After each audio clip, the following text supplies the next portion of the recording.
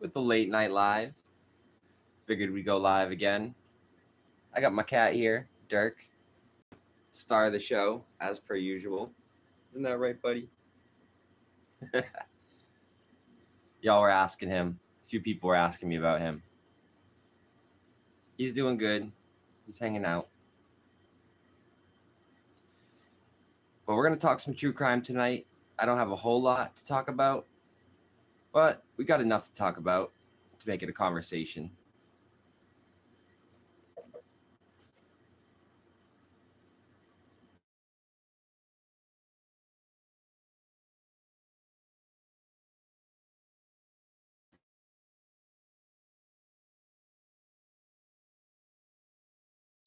Nice to see you tonight.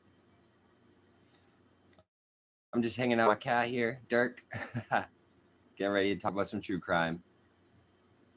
Hopefully my AC is not too loud in the background. Pretty tonight. But yeah, I'm gonna let a few people get in here, and then we'll.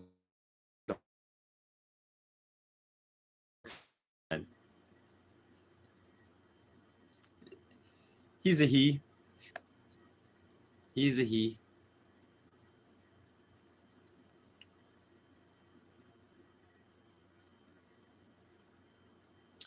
Yeah, it's funny. He has a birthday month as me.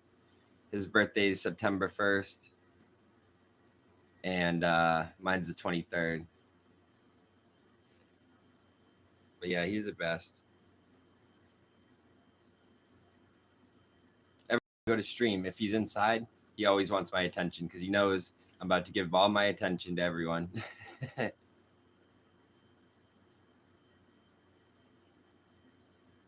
But yeah, I'll figure I'll just talk a little bit until we get a few people in here, and then we'll discuss some of this true crime.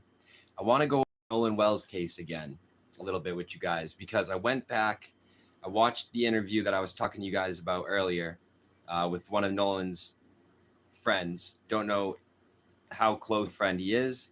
They're saying best friend, but yeah, I went back and watched that interview that just came out today. It's on Officer Tatum's channel. So if anybody wants to go check that out, definitely check that out. I would shout that interview out. We didn't learn too much from it, but I'll tell you what I did take away from it. What I did take away from it was the fact that he did seem very nervous, and I saw people were pointing that out. But that could also be because he's never done an interview, right? Hold up. Come on, buddy. Come on, buddy. Had to move him over a little bit. Silly said, can you shout out Stella? Shout out to Stella. Yeah, I don't mind shouting people out. Hope you're having a great day tonight. Well, a great night tonight, depending on where you're at, the time zones. Yeah, so the Nolan Wells case sweeping the nation still currently. And if you guys didn't check out my live from earlier, I would suggest to check that out. I talked about in that live about how the case is being shaped and the narrative is being pushed one way, when in reality it could be a whole different perspective. But perception can be reality. Perception could definitely be reality.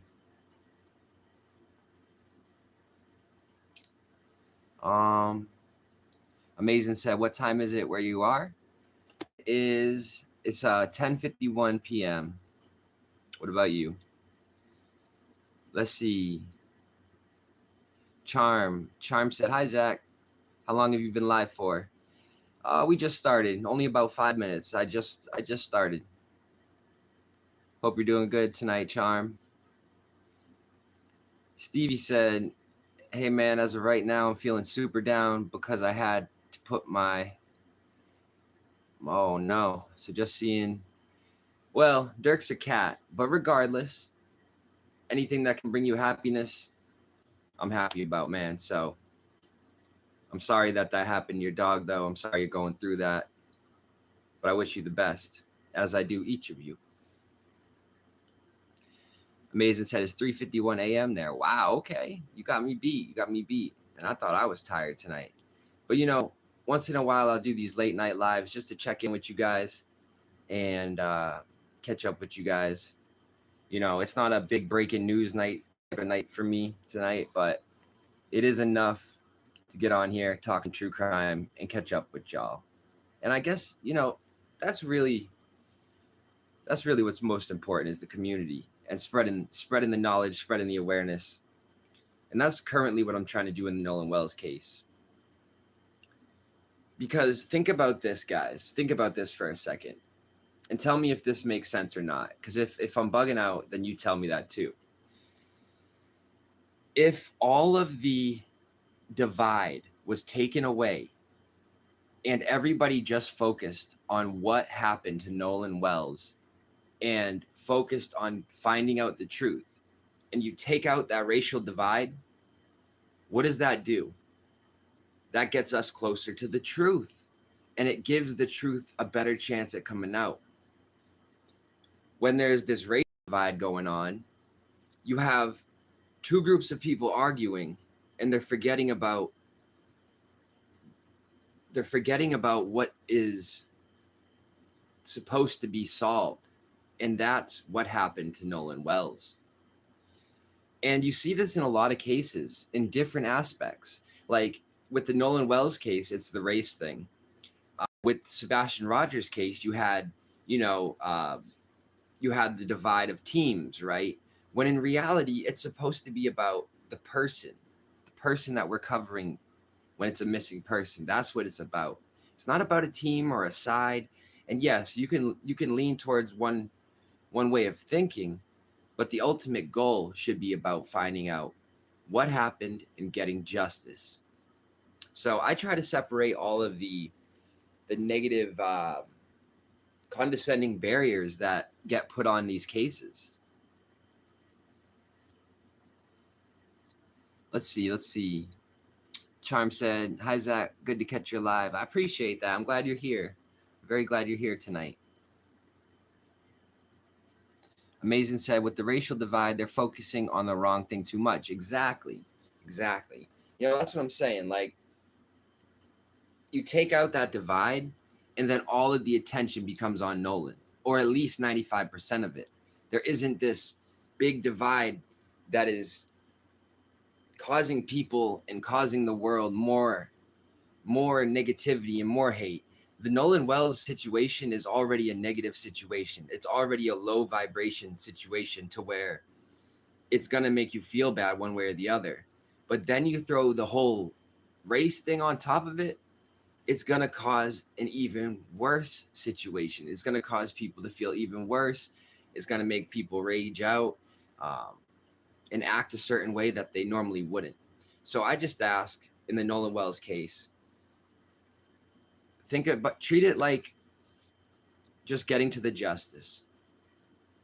And unless we hear a certain reason of why there should be it all about race, then that's when the narrative can shift and change, in my opinion. Buff said, "What happened to your dog?" No, it's a cat. Dirk is a cat. Let's see. Charm said, "Exactly. These cases are not always racial. Let's not get too caught up with that and miss what really happened, why this happened. So sad. Justice for Nolan Wells." Yes, justice for Nolan Wells. And I agree with that comment 100% right there. And it's like this, guys. There was approximately, and I know this is a big estimation, but from the people that were close to the situation and were actually on Horn Island that day, it's been estimated that there were thousands of people, like talking 2,000 to 4,000 people. Now, since I always look at both sides of everything, I say to myself, if there's that many people, somebody has to know something more. And then I look at the other side of things, because I play devil's advocate sometimes, and I'm like, well, if there was that many people there, then maybe the fact that nobody's saying anything is because nobody really knows anymore. And I just want to bring this up because I don't think this is being talked about enough. Those currents, when they pull you in, I'm not sure how it is on Horn Island. I'm not sure all like the depth perception out there. Like, I don't know if it goes from 5 feet in the water to 10 feet real quick. I'm not sure about all that out there. I was more versed on that about the Bahamas case with Lynette Hooker.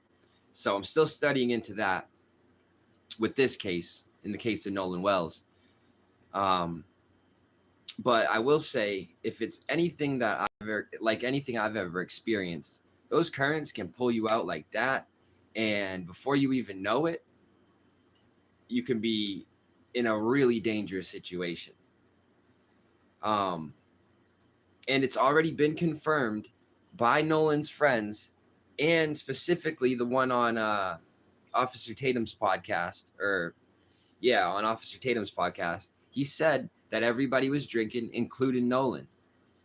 And though Nolan is a good swimmer, which has also been reported, allegedly, and actually I should state that this is just my opinion, everything's alleged, and everyone we discuss is innocent until proven guilty. Now, even if you are a good swimmer, if you are indulging, and they got there at, I think it was reported around 10:30 a.m. Don't know exactly the time that Nolan was supposed to have left at, but they were there all day. And if they had started drinking early, those tides hit, the currents, that could sweep someone out real quick. So I just want to throw that angle out there. We can't forget about that angle. Because everything gets amplified, especially if you're under the influence.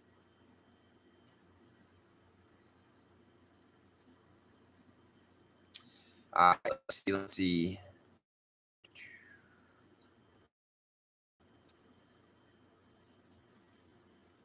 Charm said, wow, I didn't realize there were that many people on Horn Island. Crazy. Come on, and no one saw anything?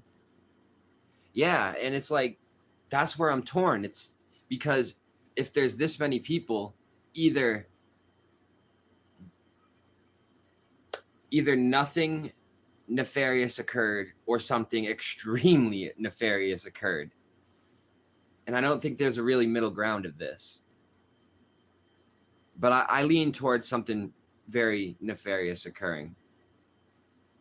I think the likelihood of that is, the probability is definitely greater of that being the case than of Nolan having something happen to him like that on his own and nobody noticing and it just occurring. And everybody there, it was just a coincidence that nobody noticed. Something's not right. But that's just my opinion. Amazing said, alcohol can relax your instincts and ability to do something that would have been simple. Right. And even people make mistakes with those currents, even if they aren't under the influence of alcohol. They can sweep you out real quick. So adding that to it is just increasing your chances of something really drastic happen.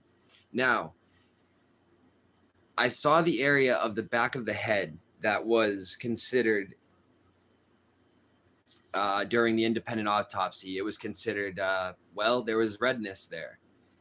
And it's basically like the bottom of your neck area, I would say middle way up your head.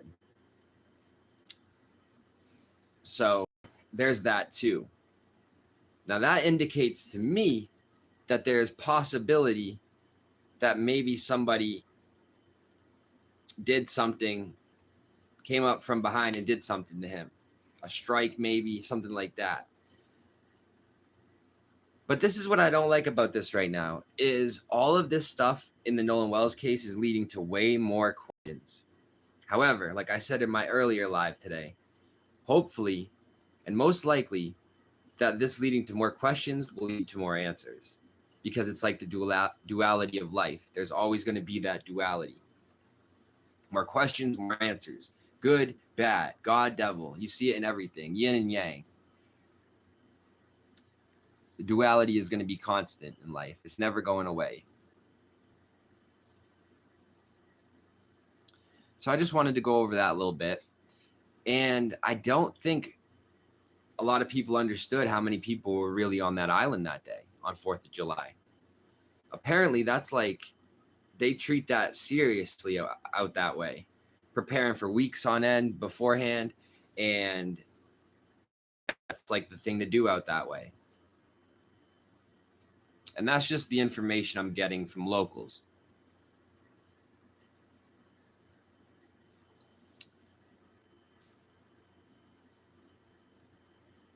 Charm said that he was struck in the head, then fell into the water and drowned. It's a possibility. Very good possibility.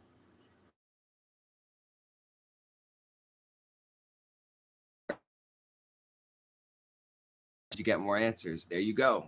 There you go. You can't really summarize it better than that.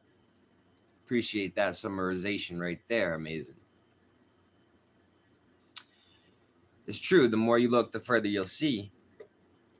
But that, I'm telling you guys, knowledge can be very powerful, but the power that comes with knowledge can be very hard to control. I forget that. Oh, it's a Kanye West song. No one man should have all that power, right? And we see it more and more in society today. Power should be introduced gradually. I'm getting a little off topic here.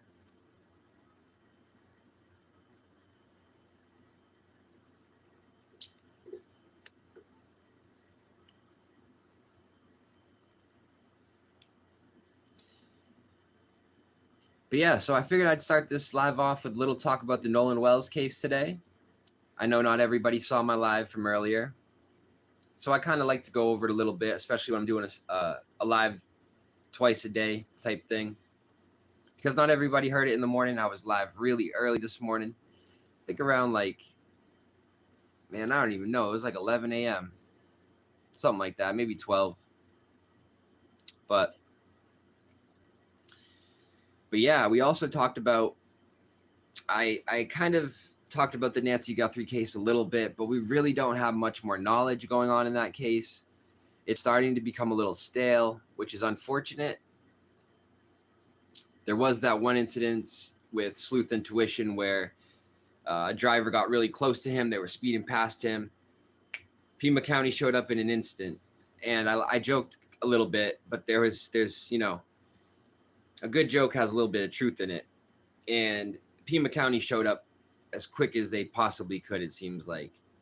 You know, I don't know if they were given orders to treat everything on the street now with like the most respect, top priority, as quick as they could, but they weren't treating it like that for the first week of that investigation. They were not. In my mind, and this is the Nancy Guthrie case we're talking about here now, in my mind, Pima County did almost everything they possibly could in that beginning of that investigation to screw it up. And I'm just, you know, if I'm lying, I'm dying here. But we've talked about that enough. I don't need to go back into that too much. But we did have the FBI come out, and I think it was Kash Patel directly. I could be wrong, but I'm pretty sure it was Kash himself directly said that if Pima County had handed the investigation over sooner, or at least cooperated sooner with the FBI, that they may have been able to get doorbell camera footage, or camera footage that had been previously erased. And they said that if Pima County had worked with the FBI sooner, they may have got that footage. Do you know how crucial that is? They did say may, right? So it's not for certain, but that is so crucial. And the fact that they didn't work with them It's sad. It's a tragedy. And if it's truly like that, then the Guthrie family should be absolutely appalled. I know I would be, but they've handled this situation really strange. Really strange.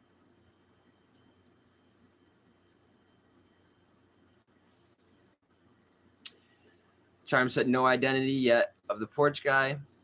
Really frustrated after 6 months. It's crazy. After 6 months. 170 some days.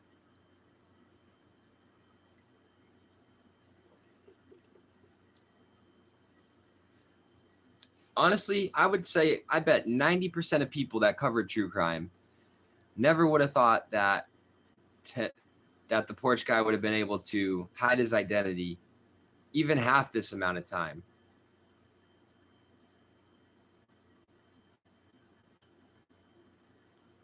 It really just makes me shake my head, almost in the stillness too. Shaking my head so much you can't see it. No, I'm just kidding, but it's crazy. Charm, Nano's messed up badly. Oh yes, they have handled the situation strange. Have they even searched for Nancy? You know, they did in the very beginning. Not the family, of course, but there was a search, but it was called off very, very quickly. I have to go back to remember exactly how quickly that search was called off, but I'm pretty sure it was less than like 5 days. It was probably less than that. I think it was within like 4 days, but I could be wrong. It's been a lot of time has passed, as we just said. Charm said, sorry, I meant the family. Oh, yeah.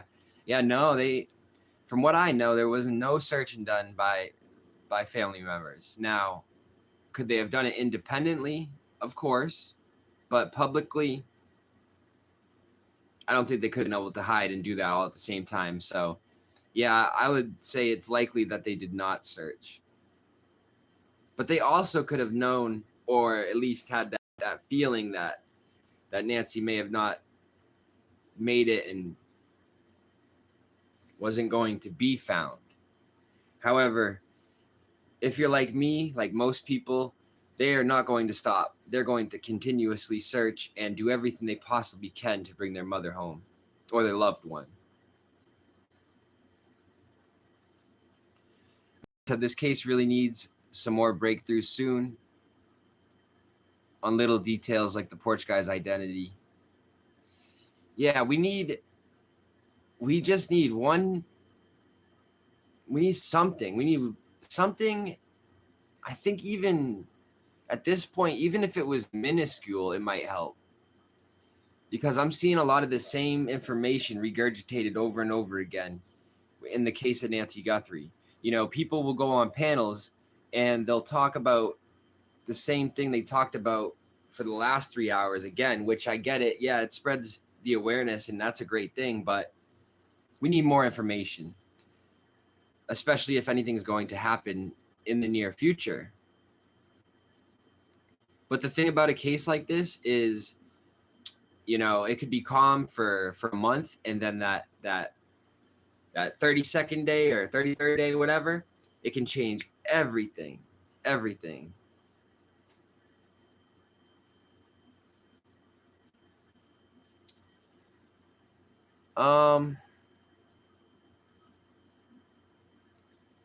Mason said, why did care so little about the fact that they stopped searching for Nancy? Surely you'd want them to keep trying as family. Yeah, you know, they should have done way more, especially if you had the resources that they have. Because let's talk about that, guys. You know, a family that is completely broke and broken would still do more than they did. They have all the resources they could want, millions of dollars. They could do everything they possibly could, and anybody would do anything to have that amount of resources during a missing loved one investigation. And they still did the bare minimum and almost less than that. So it's confusing, it's concerning, it's troubling, it's saddening. And it's suspicious. It is.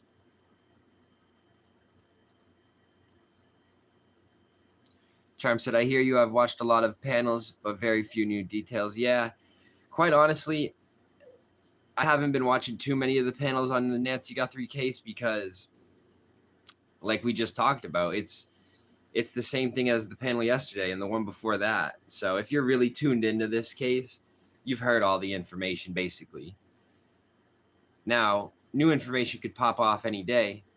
Like now they're talking about new details within the ransom notes, but we don't even know if the ransom notes were real. So if we're talking new details on the ransom notes, and if the ransom notes aren't even real, then we really ain't even talking about anything. Isn't that something? Isn't that something? Think about that too. The people that are controlling the narrative around this case have people possibly thinking about something, the ransom notes I'm talking about, that aren't even, most likely they aren't even real, the majority of them. And people are spending all of their time trying to dissect something that might not even be real. Crazy. But by the slim chance it is, might as well keep looking. Let's see. Charm said, let's see. This is if Savannah is rich. This is it. Savannah is rich, yet they've done so little to find Nancy. Sorry, I couldn't read that one for some reason. Brain fog. Excuse me. What's up, Kelly? Kelly said hi. Nice to see you tonight, Kelly. I hope you're having a great night.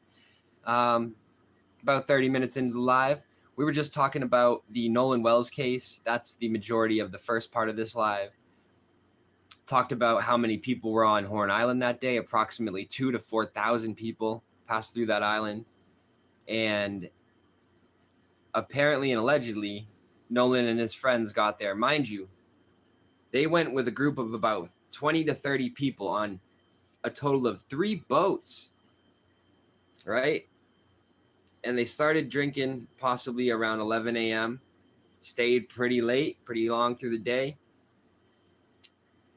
Anything could have happened, especially with that much chaos, that many people, alcohol being involved, who knows what else. So yeah, that's kind of what we were talking about, Kelly, the first part of this live. And Kelly said the strange thing is the only person that's not looking for her is Savannah and the family. Yeah. You know, people like me have spent so many hours trying to dissect this case online, trying to look for any little bit of clue, any bit of information that could help, right? It's hard for me to imagine that the family is just sitting back, letting it all play out. But I try to look at the glass as always full, but every family dynamic is always different. So, I try not to judge as is, but it's kind of hard not to judge in this case, in the case of Nancy Guthrie. Everybody has had an opinion on this case, and it's almost impossible not to, especially if you follow true crime as much as me.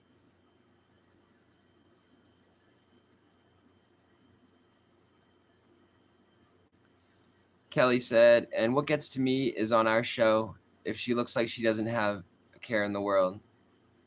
In my opinion, I think Nancy went missing right after Christmas. Interesting opinion there, Kelly. Interesting opinion. That's something right there. I haven't thought about that too much. See, I like new opinions like that. It opens the door for more critical thinking to be had. And all possibilities are still on the table in the case of Nancy Guthrie. However, for the people that have followed my YouTube journey, my old channel, I did quite a bit of remote viewing sessions on Nancy Guthrie. And one of the things I stated was that during one of the sessions, I saw a very big field of fire, like football field big. And to me, I interpreted that as they're out in the desert, right? And the area is very desolate. And then boom, something happened there. John, I'll put you in timeout. Just here to troll. And in the beginning of the video, he is the star of the show. But you got to get your facts straight, man, before you coming on here and trolling. But we'll put you can come back again tomorrow. Let's see. Amazing said I have to go. It's 4:15 a.m., so I should probably get some sleep. But it's been a good live stream. Bye. Thank you for being here, Amazing. I hope you have a great day. I'd say tomorrow, but hey, tomorrow's already here, right? Ain't that funny? Thank you. I hope to see you, I guess, later on today if I go live. Well, is it today for me yet? Nah, I have to say tomorrow. And if you guys just listen to anything I just said, that probably sounded so confusing. But they're in a different time zone than I am. And it's almost 12 here, so I had to word it like that. Kelly said the reason why I say that is because the dog passed right after Christmas. Yes, that's right. That's right. And it didn't look unhealthy at all. So maybe something happened after that. Yeah, the dog, Nancy's dog passing has brought up a lot of people talking about, well, if she had that dog, maybe things would have went different. It's a fair point to make because even the smallest of animals can make a sound that can deter somebody. You know, if it's silent and then all of a sudden you hear a bark, it can maybe cause you to drop something or maybe wake somebody else up because you do something. So it's unfortunate that she didn't still have her dog there. But unfortunately, we will never know if that would have made a difference. Very unfortunate. I would like to hope it would have made a difference. But in my realistic part of the brain, I think that the person or people that were sent there to do what they did to Miss Nancy Guthrie, they were on a mission, and they were looking at that like a job, in my opinion. As sick and twisted as that sounds, that's what I believe they were looking at this is. They were sent there on a mission, I believe, and they carried that mission out in entirety.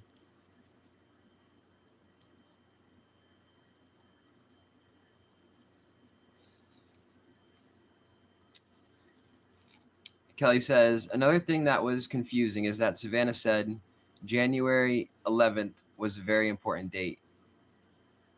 Yes, she did. Yes, she did. But I think, was that the other day? Like, was that the day she was referring to that the other person was caught on camera? Because we saw allegedly we saw two different times. We saw the porch video one, and then we saw the one where it looks like the person has the mask turned around.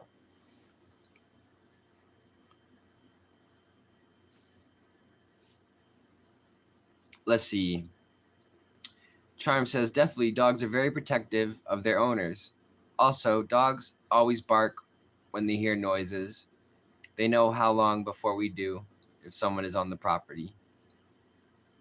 Yeah, they know long before we do. Yeah, even my cat does. You know, Dirk's the best with that. He hears things before I do.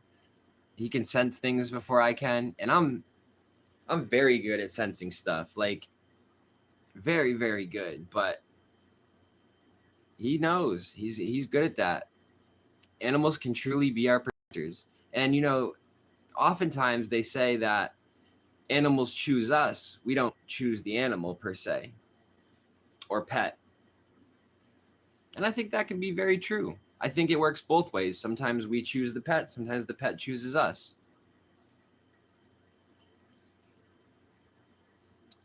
Charm, yes. January 11th, I believe, was the day the person was on camera.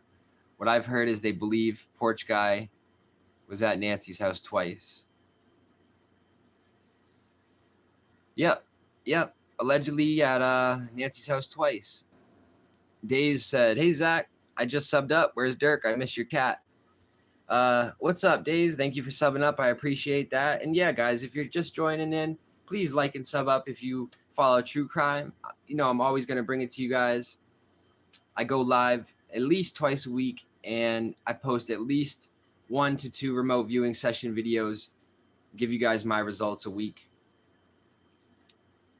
But in regards to Dirk, everybody be asking me about him. He was in the beginning of the video. But yeah, he's just hanging out. He's still the star, though. That's never going away. He's still the star of the show.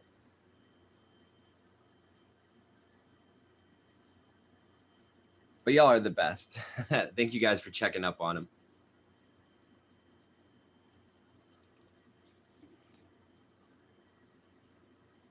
His birthday is coming up pretty soon. Not too soon, but September 1st is Dirk's birthday.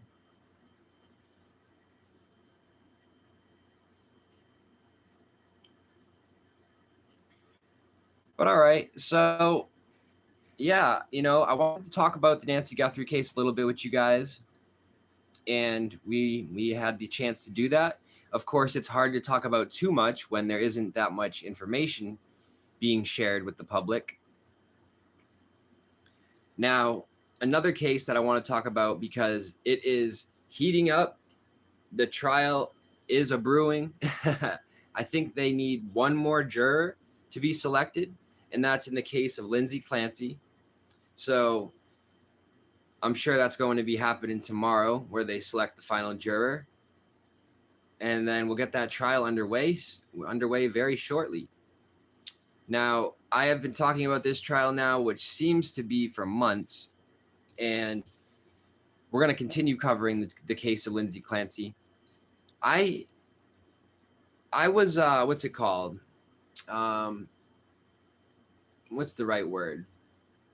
You know, I guess you could call it sleuthing, but I was sleuthing on this case, and I wanted to find more out about Lyndsay Clancy's husband, because I wanted to know more about the family dynamic that was had, and about just how his headspace was at the time of this incident, of the alleged incident, where, now this is graphic, but if you guys don't know the details, Lyndsay Clancy out of Duxbury, Massachusetts, allegedly unalived her 3 children with an exercise band in the basement of her home, and then decided to jump out of her 2-story home after doing this and this and this, and then trying to unalive herself.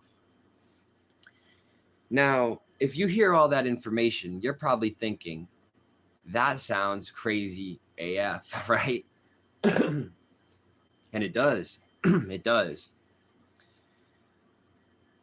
But the postpartum psychosis part of this is where this case gets really crazy. And I am really intrigued to see what happens within this case, to see if Lyndsay Clancy gets found guilty or not. And if she does, what the charges are. Well, what the sentence will be. Now, one thing that I did notice between the couple is that if you look at pictures of Lyndsay from like a couple years prior to this incident happening, her eyes look nothing like they do current day. Now, I don't know if this has something to do with the incident that I'm not keen to knowing, but I don't think it has anything to do with the incident. But she just looks like, in my opinion, it almost looks like there is not much of a soul left behind those eyes. Of course, there has to be some, but her eyes just look like, you know, you ever heard the term dead eyes? Yeah. She has those type of eyes, in my opinion. And she didn't have them before this incident. So very interesting that I noted that. But, you know, like I always say, I'm very good at noticing details that many others may have not noticed or wouldn't notice. And that's just one of the details I noticed. It might not mean much, it might mean a lot, but it's definitely something that's true, in my opinion. Charm said, I miss Dirk too. He's so cute. How old will he be? Yeah, he's going to be 6 in September. Yeah. So, yeah, he's been awesome. Dirk's the best. And I'm happy to celebrate his birthday coming up.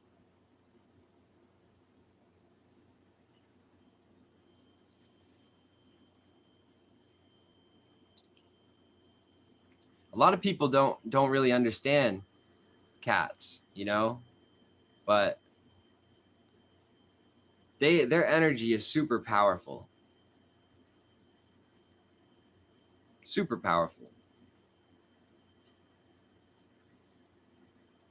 Especially, you know, there's been studies done. I don't know if a lot of people notice or know this, but there's been studies done that they say that a cat's purr can cure or help with anxiety, help cure anxiety. Just the sound of a purr, right? So very interesting. I think cats are underestimated, and yeah. But that's off topic. That's a little off topic.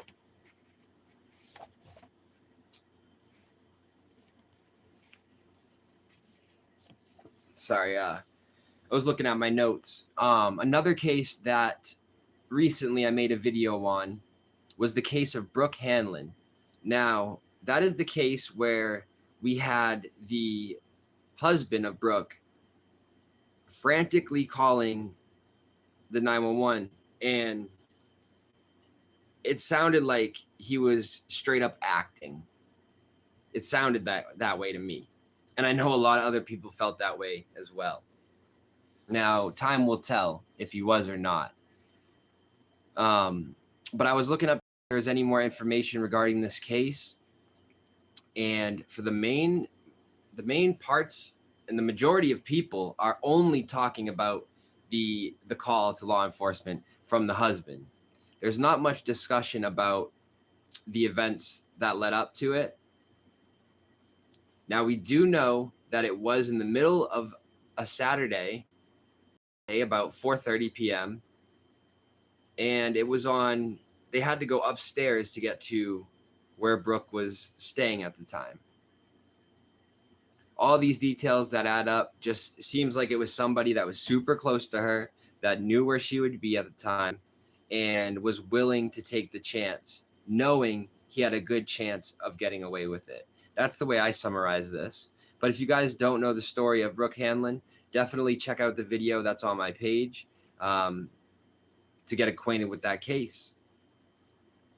But from time to time, I like to bring up other cases that may not be getting a lot of traction in the news cycle, or may not even have much more information coming out within them. Because what it does is it puts the battery back in the back of the people investigating these cases. Just like for the people that have been following my channel, oftentimes I do that with the Aaron Pennington case out of Gardner, Massachusetts.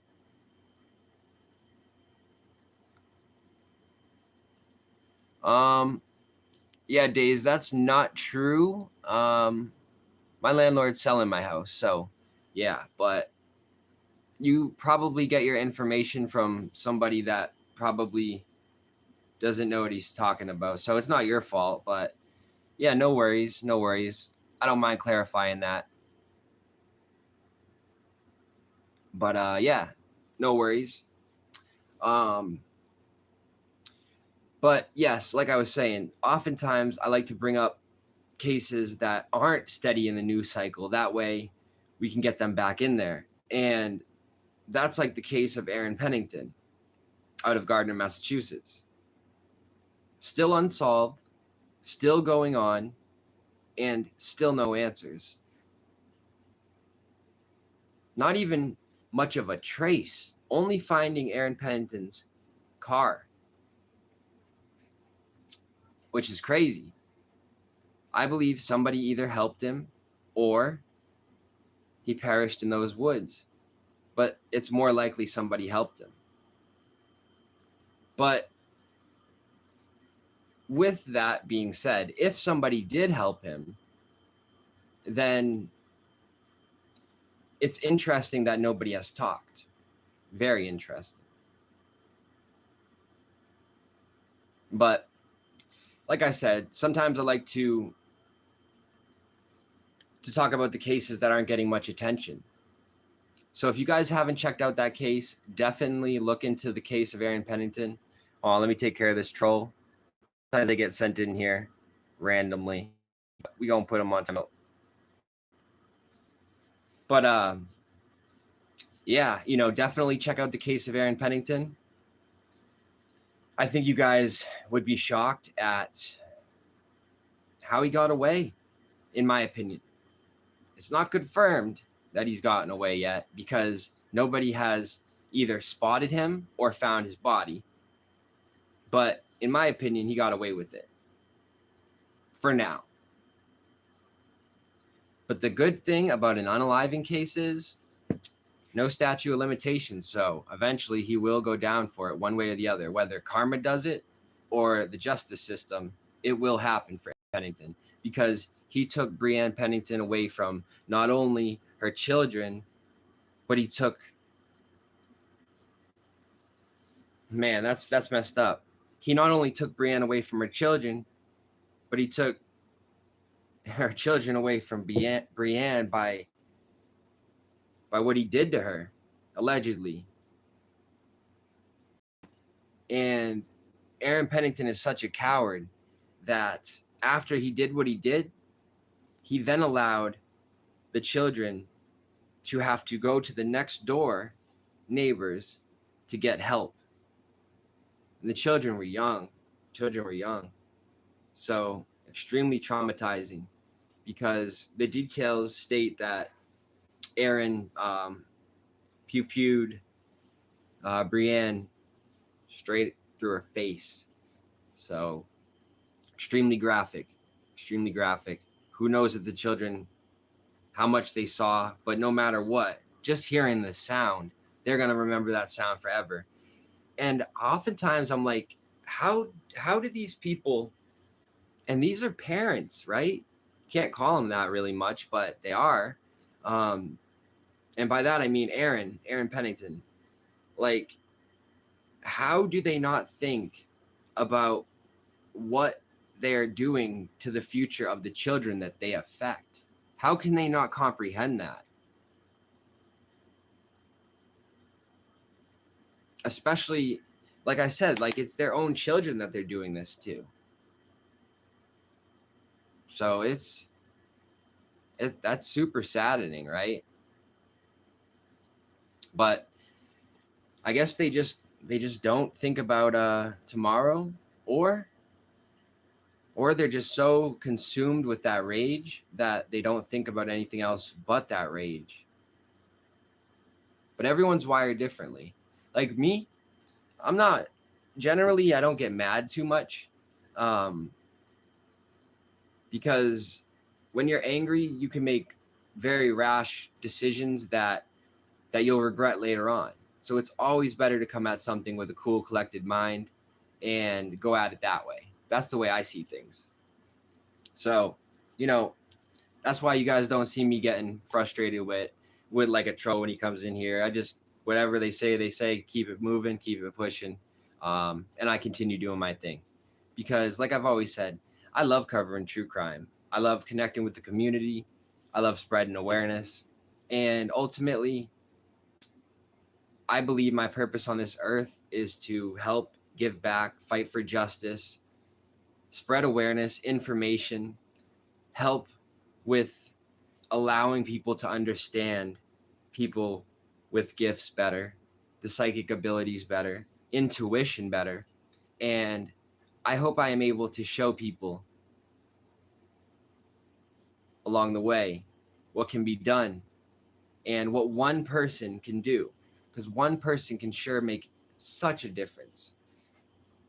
It doesn't happen all at once, and you have to put in the time, but one person can sure make a difference. And when you're walking in your purpose, it sure feels good. And I appreciate you guys being here, helping me along the way, watching the videos, and helping fight for justice along the way too, because it takes a village. It sure does.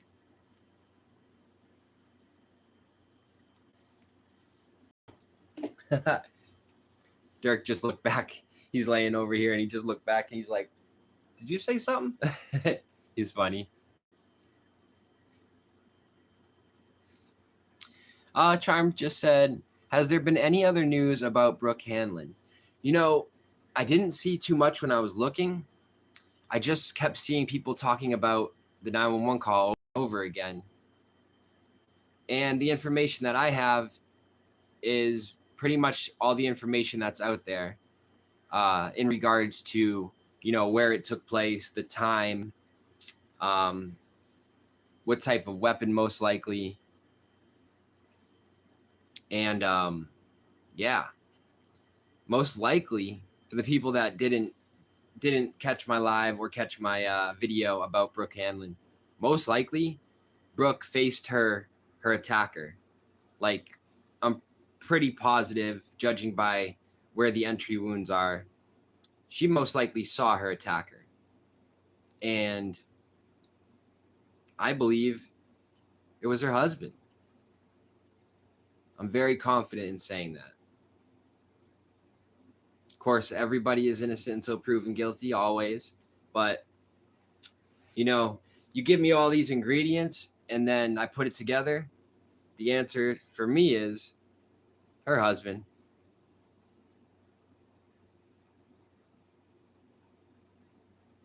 But we'll have to see. And in this case, I can't even say what's done in the dark comes to light, because this person did it in broad daylight. So it's definitely coming to light. No doubt about that.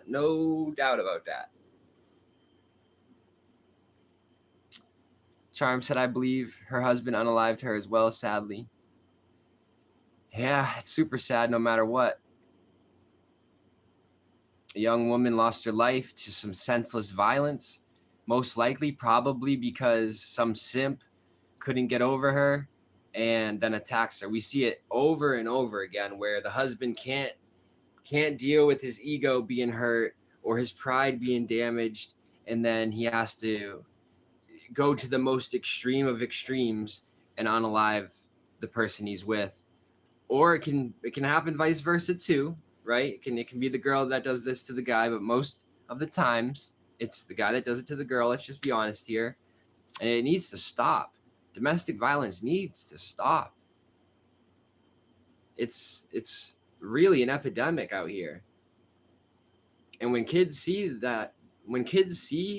domestic violence, they don't forget it. They don't. So, ladies, if you're ever with somebody that puts their hands on you, get out of there as fast as possible and don't tell them before you get out of there.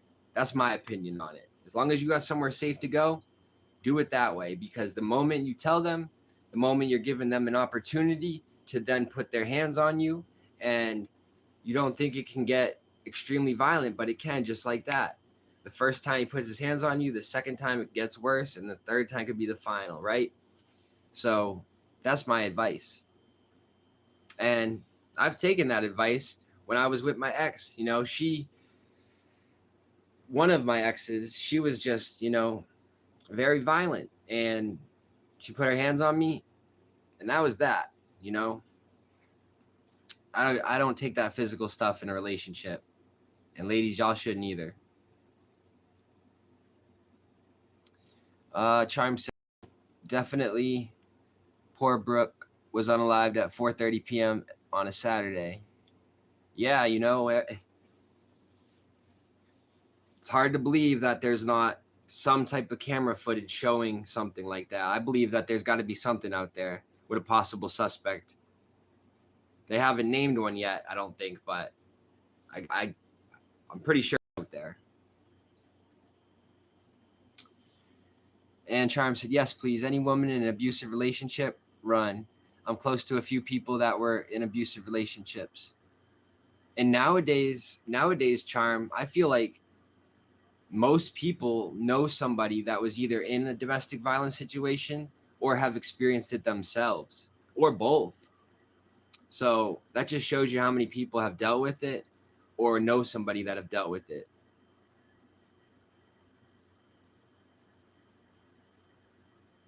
I'm always like, because I've never put my hands on a female, never would I. It's just not in my DNA, you know.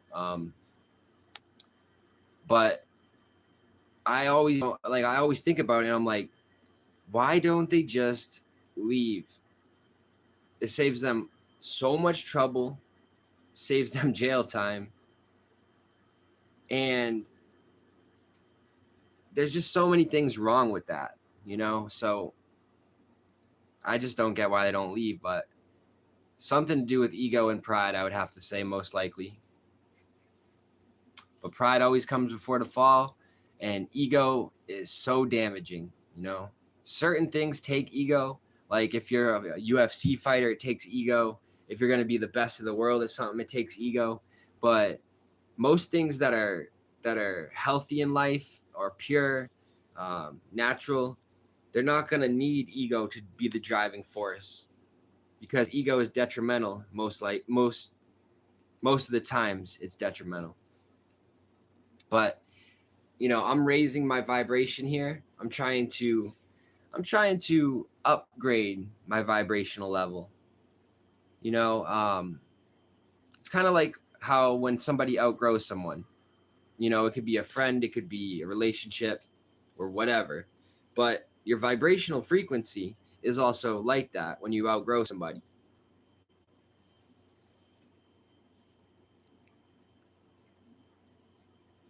Charm said, so sorry, Zach, you went through that. You mean a former girlfriend hit you? That's awful. Yeah, unfortunately. I'm not gonna expose no names. You know, you guys, you know, I don't do that. I don't show receipts. I don't expose names. It's just not in my nature. It's not in my DNA. I'm not like that. Never will. However, I will say it definitely happened to me. And you know who you are. Shorty knows. But I don't hold no ill will. Never. I'm never the type of person that's going to hold hatred in their heart. I'm just not that type of person. I don't hold grudges, nothing. But it is unfortunate. But it's just a part of my testimony, just like everything else that we talk about and discuss. And I knew that tonight I was going to be like, all right, we'll talk some true crime, but we're also going to talk a lot about just random stuff tonight. And just go with the flow. Y'all know how I am. Sometimes I just go with the flow on these conversations. But a lot of the time lately, I've just been giving you guys strict true crime coverage. But I was like, you know what? Tonight we'll do something a little bit different than we've been doing recently. And we'll talk a little bit about other stuff tonight. So hopefully you guys don't mind that. I know you guys come here for the true crime or the psychic readings, the remote viewing session results, all of that stuff, which that's never going away. But sometimes I like to just communicate with the community.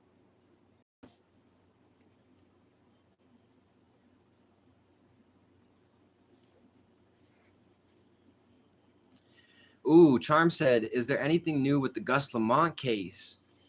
Dang, you know, I need to check that up. Like, I want to look that up right now, honestly. I don't know off the top of my head. It's been a couple weeks since I've looked at that case. And it's past due. I need to look at that. The last thing that I remember seeing on that case was when one of the grandparents shoved one of the reporters after coming out of court in regards to the weapons charge, the enhancement of the weapons charge. Yeah, she was walking out of court and she shoved the reporter. Reporter falls down. It was a big deal. Oh, here comes Dirk again. You guys are going to see Dirk. He's going to make an appearance, I think. Come on, buddy. Hop up. Hop up. Hold on, let me switch him. Hey. What's up, buddy? Dirk's in the mix.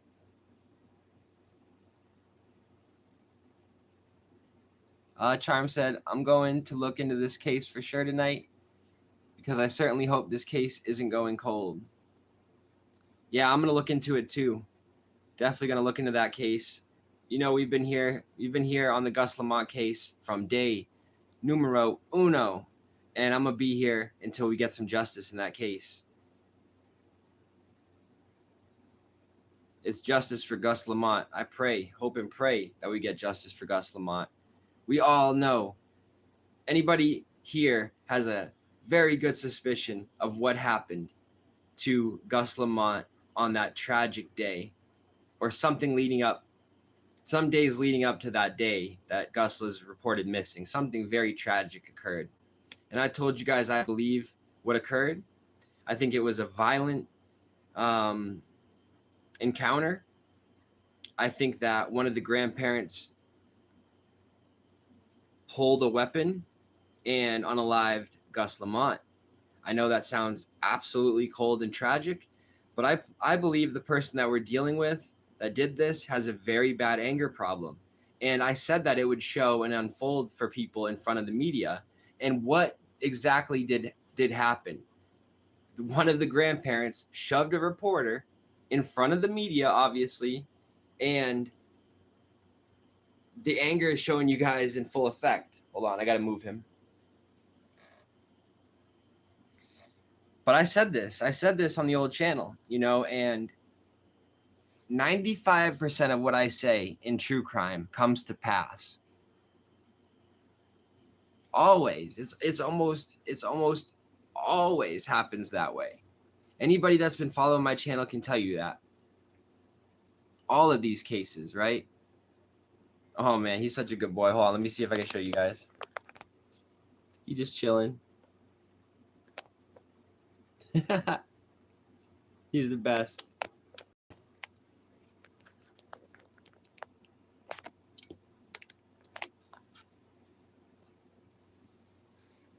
That camera's messed up. Hold on. Now that's all messed up too. All right, we're just gonna go with that. No, I feel like that's dark. All right, but anyways, something that I think also you guys will find very interesting.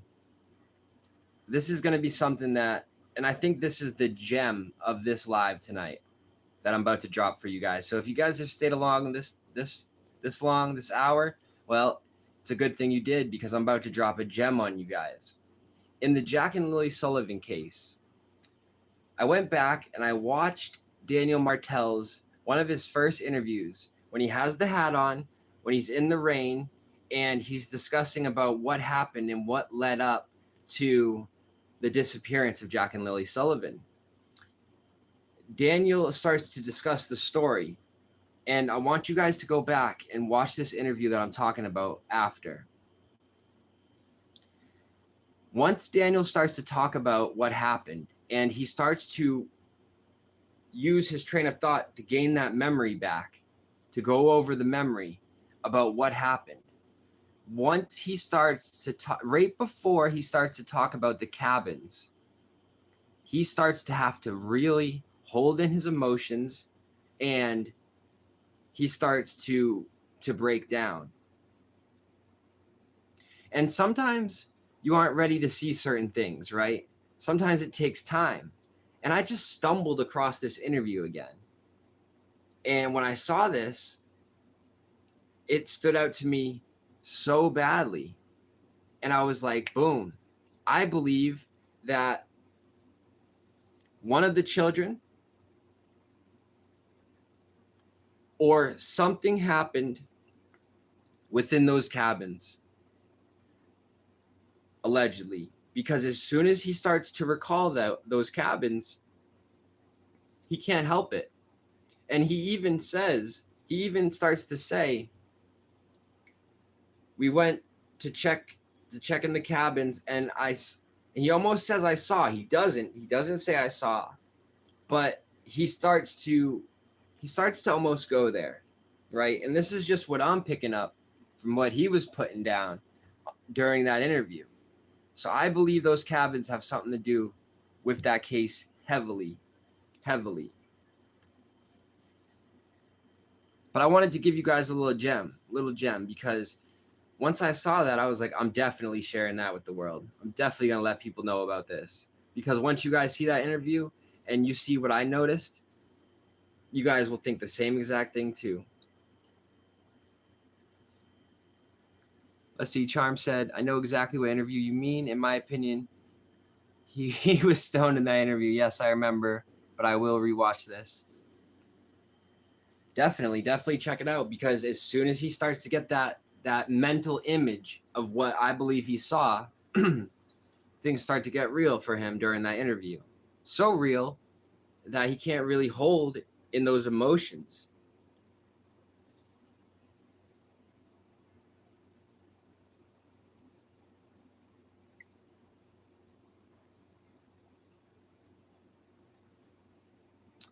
Charm, yes, I've always wondered about the cabins, because he mentions going to the kids at the cabins.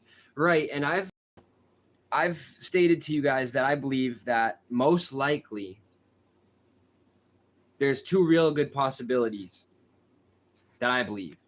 An extreme fight occurred and something happened inside, or they were indulging and they left the kids outside, and for some reason they couldn't get in. And all things are possible, right? It's just a possibility. But the more that I give that thought energy, the more realistic it seems. Now, I want you guys to think about everything I just said about the cabins and about the possibility of that happening. And once you watch that interview, definitely come back and let me know what you guys think in the comments. I definitely want to know what you guys think. And hey, excuse me, hey, you can even let me know right now if you guys think that there was a potential locking out of the children that happened and they fell asleep, forgot, or do you think that a fight occurred inside? What you guys think? Or something else. I guess, the third part's the other. But I hadn't talked about that case in a little bit, and randomly I came across the interview. So I figured we'd talk about that again tonight. And if you guys are just joining in, please like the video and sub up. Helps the channel grow. And also, guys, if anybody out there does want to donate, I'll share my Cash App. Might as well pin it. It's at Zachary Jackson 1. That's Zachery Jackson 1. But I just appreciate you guys being here. Just being part of the community.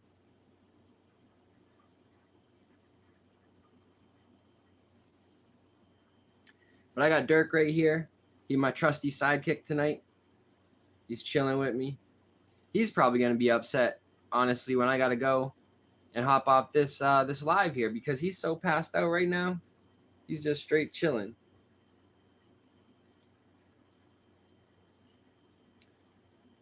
Charm said, I've always wondered if they left Lily and Jack alone in the cabins and something happened. A possible accident, I'm not sure. But yeah, something is up with those cabins. Yep. I do believe something is up with those cabins, because it triggered the emotional response from Daniel. And we've seen how good he is at controlling those emotions during the interviews. But I think at that time, what we were witnessing is somebody that was going through addiction and was going through knowing they had made mistakes that they couldn't take back anymore, right? And the worst kind of mistake is one that you can't take back, that lasts forever. That's just the truth.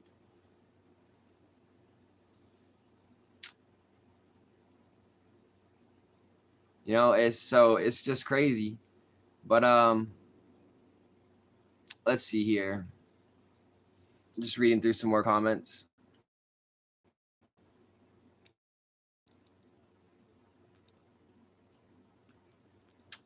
Let's see here. But yeah, anyways, so where was I? Trying to think if there's any other cases I want to talk about in entirety tonight. An hour flies by so quick with you guys. And Charm said, this is it, a mistake that can't be taken back, and math involved, not good. Yeah, and I've never had any experiences with that substance, but from everything I've learned, it's one of the most evil substances. And if somebody stays up for weeks on end, they're going to sleep through just about anything once they finally get to sleep. And I'm not saying they were binging on a math binge or something, but I'm not saying they weren't either. So the possibility is there. You know, I could see that being the case. Very big possibility.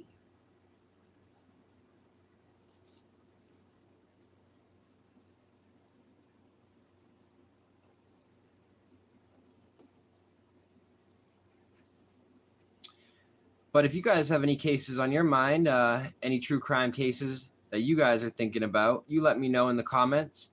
Also, I appreciate all the emails about the new cases, stuff like that too.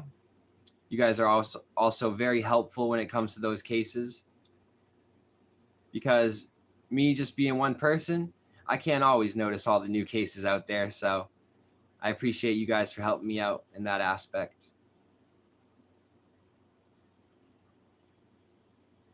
Ooh, good question, Charm. Anything new with the case Celeste Rivas Hernandez? Yes, there is. And I actually went over that a little bit in my earlier live. But in the case of David, in the case of Celeste Rivas Hernandez, this is graphic, but graphic details came out in regards to what was shown in the court hearings. Celeste's family was there. I don't know how many family members was there. Dirk's behind the screen messing with one of the flowers I have. Don't be doing that, buddy. But sorry about that. Yeah, so in the Celeste Rivas Hernandez situation, Celeste's family was there, and they were advised that the images were extremely graphic, not to look. And apparently most of the family members did look, and the only one that had her hand over her face allegedly was Celeste's mother, but she still did look. And allegedly, you know, the body was so badly decomposed that they could barely identify it. Maybe they couldn't even at the time. And still to this day, the finger with the tattoo that David has matching is allegedly still missing. They've never found that finger. Also, the way that her body was removed, a chainsaw was most likely used in the butchering of Celeste Rivas Hernandez. Extremely graphic stuff here, guys. The body was so decomposed. Also, it was just very bad. Very bad.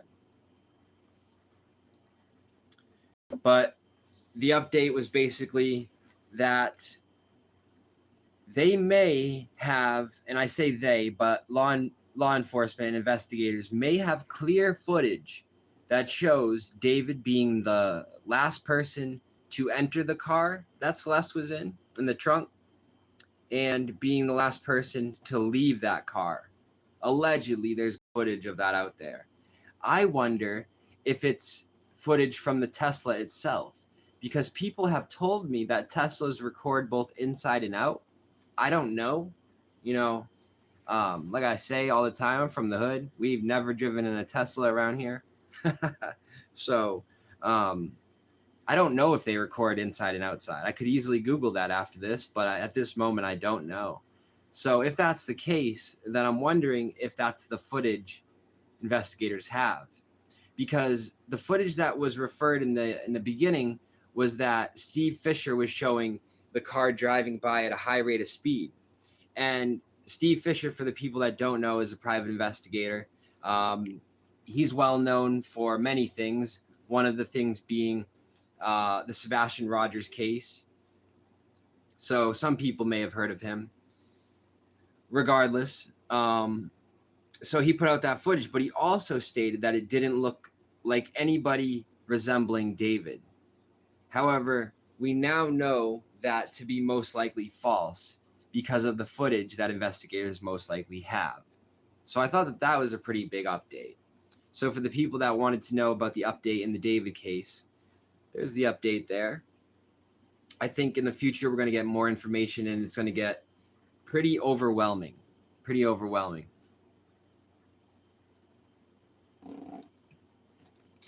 Charm said, these newer vehicles, oh yes, these criminals don't think of all this, thank God. Yeah, thank God. Thank God. As I always say, criminals are either extremely smart or really dumb. There's not many on the in-between scale. And thank God David seems to be extremely dumb. I think he had this grandiosity in him that he felt invincible because he had that little bit of power that started.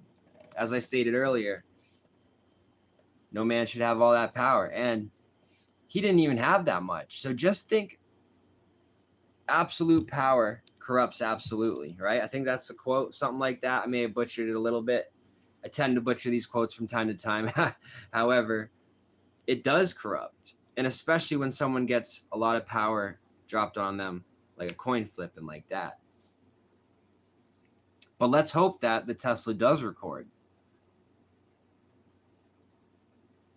I hope it does. I hope they pin him.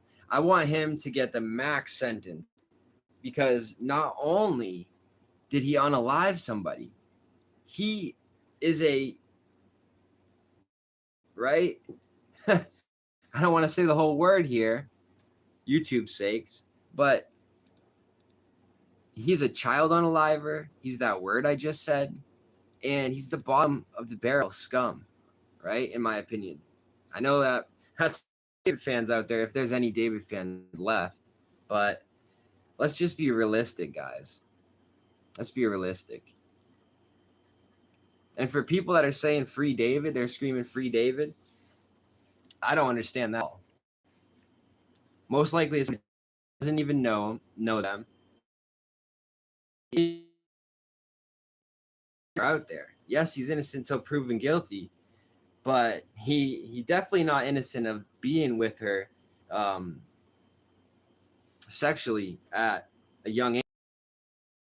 Apparently they were talking when she was maybe even 12, starting at 12. So it's just crazy. And to play the card, he stated to one of his friends, a female, because she got wind that David was dating somebody underage. So she wanted to confirm that. So she goes to David and says, oh, I heard Celeste was underage. He's like, nah, she's like 19. Allegedly, he then shows her a fake ID. But for all we know, David could have got that fake ID himself for Celeste. We don't know, right? We don't know where that fake ID came from. David could have got it for Celeste to cover their tracks, right? People don't think about these things, though. And so the female backed away, and she was like, oh, okay, I guess if you got proof, I'm going to back off. But there's no one in the world that can tell me that she looked 19 in those photos. She looked like a child. she may look even younger than 13 in some of those photos. She just had a baby face, right? Like, you know, I'm 31, but I got a baby face and I look 20. So if it can take 10 years off, just think about that, right?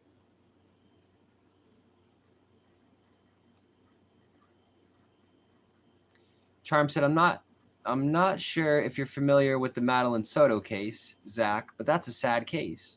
Mom is free and she should be charged. Yeah, I'm very, very familiar with the Madeline Soto Stephen Stearns case.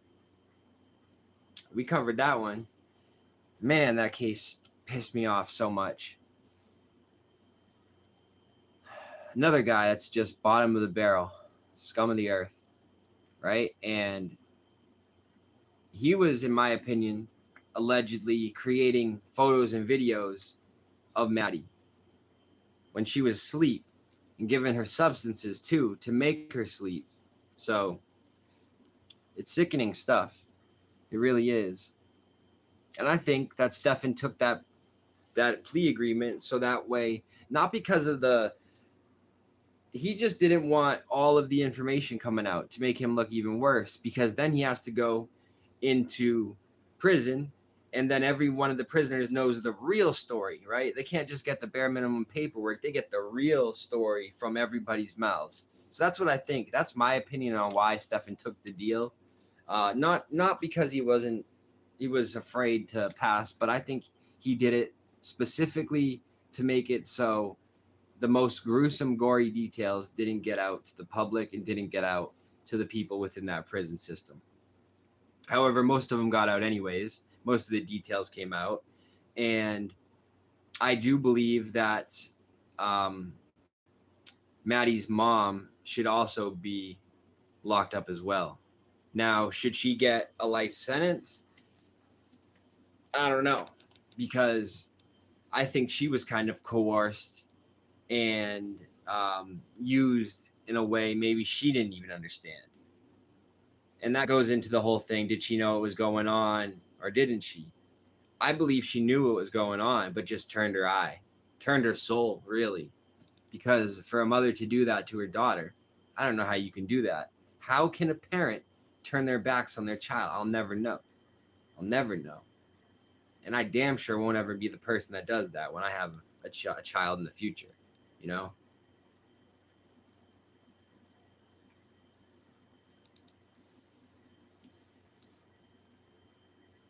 You should never turn your backs on your child.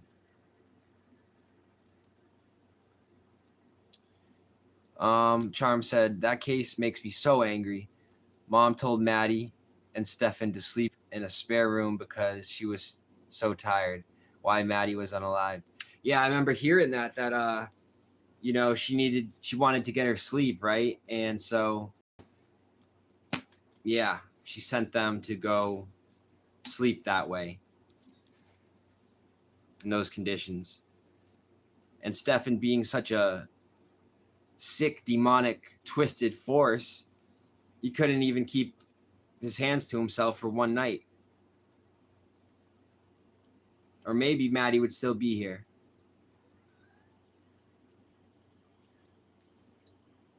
What's up, Dirk? You want to go out? Give me 1 second, guys. Dirk meows.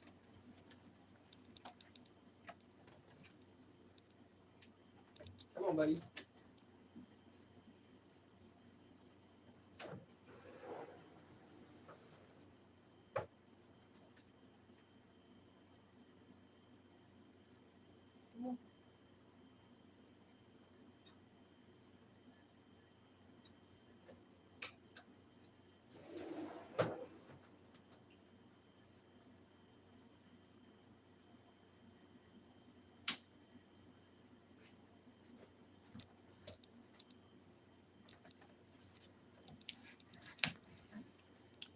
All right, guys, we back. Sorry, it's a little dark in here. I just turned off one of the lights over there, so. Let's see. Charm said, I can't understand this either. These parents leaving their young children alone. So much abuse with children. Yeah, it's crazy. Like, I just can't fathom doing that, you know. And I know it can be a thing where it's like, you know, the cycle of abuse can repeat, but I've just always been the person that's like, nah, it's never going to be me that does that. I'll be the one to stop that, because, you know, I had a dad that turned his back on me, you know, when I was a little kid, and, you know, it's not a good feeling. So I'm never going to be the person that does that. But in the case of Madeline Soto, I feel like everybody failed her. The mom, stepfather. I don't know where her real father was at the time. So it seems like everybody failed Maddie, which is just so sad. But yeah, that case was extremely troublesome. And when I did the remote viewing sessions on Stefan, it felt so bad. It was just like an ugly feeling, like just that nasty, like shallow feeling is what Stefan Stern's energy felt like.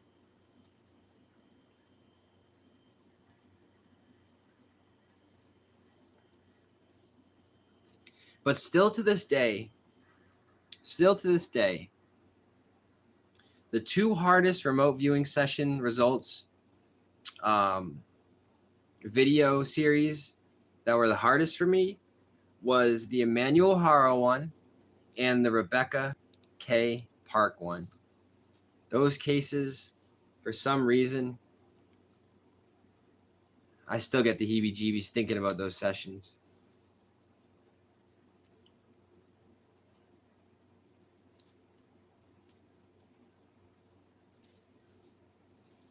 Charm, I'm so sorry you went through all that, Zach, as a young child. I appreciate that, Charm. Thank you so much. Luckily, I had a great mom, best mom in the world, or have a great mom, best mom in the world. And, you know, she never did turn her back on me like my dad did. So thank God for that. Thank God for that.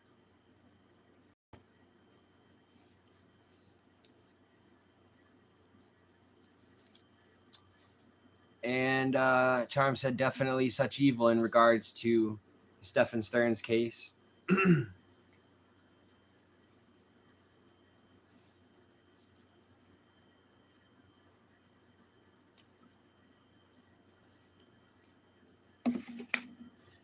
But yeah, guys, so I think tomorrow when I go live, we're going to be talking a lot about the Lyndsay Clancy case. I'll be focusing a lot on that, unless we get news of something major breaking in another case. But the lives tomorrow is going to be about Lyndsay Clancy and Tyler Robinson. So we're going to be covering those cases tomorrow. Of course, I'll probably touch on a few other cases as well, like I always do. You guys know me. I talk about 3 or 4 different cases alive. So, but the majority is going to be focused on the Charlie Kirk situation with Tyler Robinson and the Lyndsay Clancy case. So that's what we got looking forward to tomorrow. And I'm excited to talk about those cases with you guys tomorrow. Charm said, do you know what time you're going live? Let's see. Let me see. It's about 12:15 right now, so I'll probably be going live. Let me see. Hold on. I'll probably go live around 9 a.m. tomorrow. So for everybody out there that wants to check out my live tomorrow, that's 9 a.m. Eastern. I'll be here, guys. And if you guys are just joining, please like the video and sub up. It all helps out. It all makes the channel a better place. And I couldn't do it without you guys. And if any of you guys out there do want to help out by donating, I do have a Cash App. It's at Zachary Jackson 1. That's Zachery Jackson 1. And anything helps out there, guys. So I appreciate each and every one of you guys. But just you guys being here, contributing by talking, liking the video, or subbing out helps out majorly. So appreciate you guys, each and every one of you. But I'm probably going to be on here for about another 5-10 minutes or so, and then I'll probably wrap this one up. But time really does fly on here. It really does.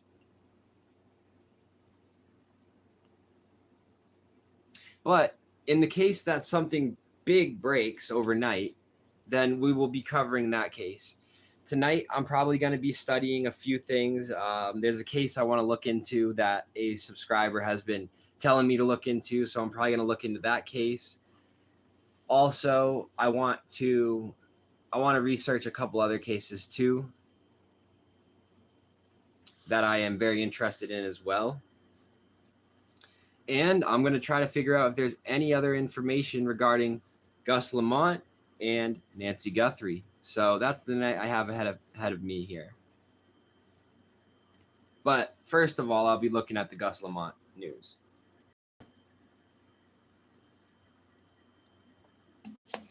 And it sucks when you feel like you just know what happened, but there's no evidence yet to prove it.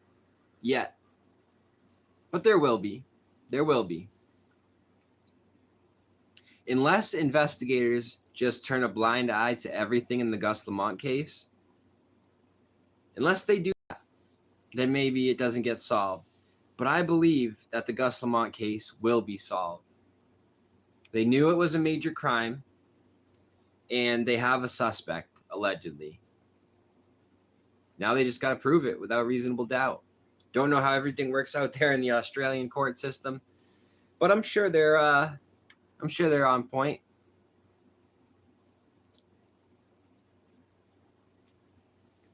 However, I also know a long time ago they covered up quite a bit about some other things that may have happened in some other cases, but that's a different story for a different day.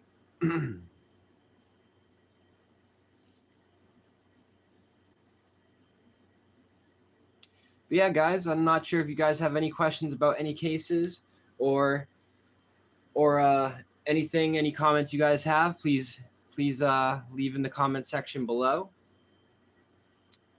And if there's any cases you guys want me looking into, you can always email me or comment in the comment section. Charm said, time goes by fast. Sure does. And Sebastian Rogers, I hope is solved soon. Me too. I got faith. I still got faith in that case. It's pretty crazy because most people wouldn't have much faith when it comes to that case anymore. But I still have a lot of faith in both cases in regards to Sebastian Rogers and Summer Wells. Something's got to give, and something will give. Something will happen. And also, it is no coincidence that I have always stood by the fact that I have said that Summer Wells, in my opinion, either dry drowned or drowned. And then all of this, as I'm telling you guys about this and reminding everyone, then the Nolan Wells situation occurs.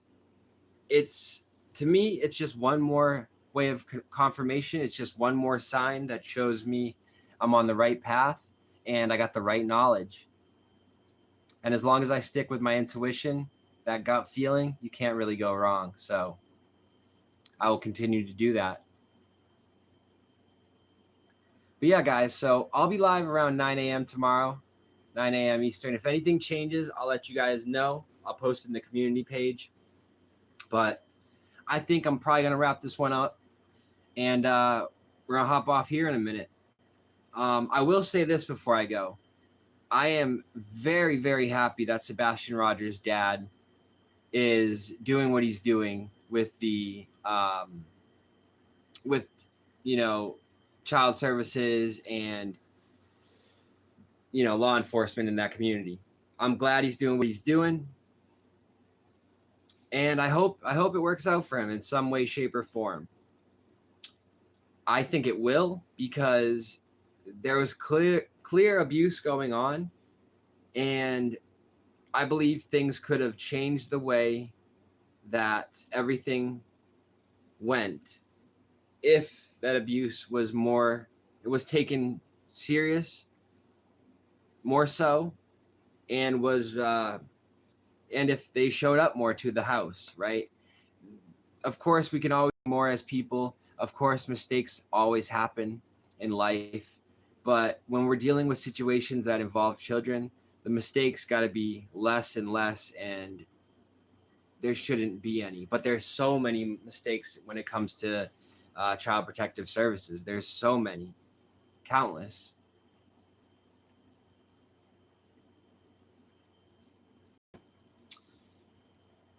Let's see. Charm said, I'm really happy about this also. Yeah, I'm glad Seth is doing it. It's like I say, it's another way to put a battery in the backs to get people to take this case serious again, to, and not that they ever stopped, but it's just a reminder that, hey, there's some real BS going on, and the county has made mistakes regarding Sebastian Rogers. Let's just say it like it is. Let's just say it like it is. But no amount of money could ever fix what happened, right? So it sucks, but maybe along the way, Seth will get the answers he so badly deserves and needs. He deserves to have those answers. He deserves to know what happened to his son. And all the times that Chris Proudfoot tried to make Sebastian Rogers' dad, Seth, feel bad, I hope that karma hits Seth. I hope karma hits Chris so hard for Seth. Excuse me, it's hard to say that, but once Chris gets hit with that karma, oh man, it's going to be a good day.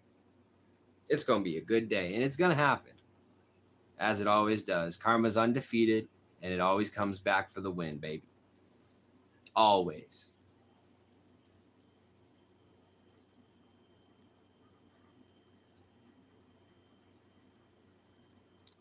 Oh, Charm, I bet you could tell me a story about them. There's always, people have so many stories about Child Protective Services. Most bad, not many good, but there's always going to be another story. Poor Seth, said Charm. I agree. I was never one of those type of people that hated on Seth or bashed Seth. I think, yeah, he made some mistakes in his life, but I think he was doing pretty good for what he could do at the time. Now, if you look at Katie and Chris, they had a lot more money. They had a lot more freedom. They had the ability to pay for Sebastian, and they had the ability to do that a lot better at the time than I believe Seth did. And they still couldn't allow Sebastian to be in a healthy environment. Even with all of that going on, what they didn't have in that household was the love. And if you have a big home, if you have nice items, if you have materialistic stuff that brings you what you think is joy, but you don't have love in the home, you will find out soon that home isn't really a home. It's just a place where you're at. Right?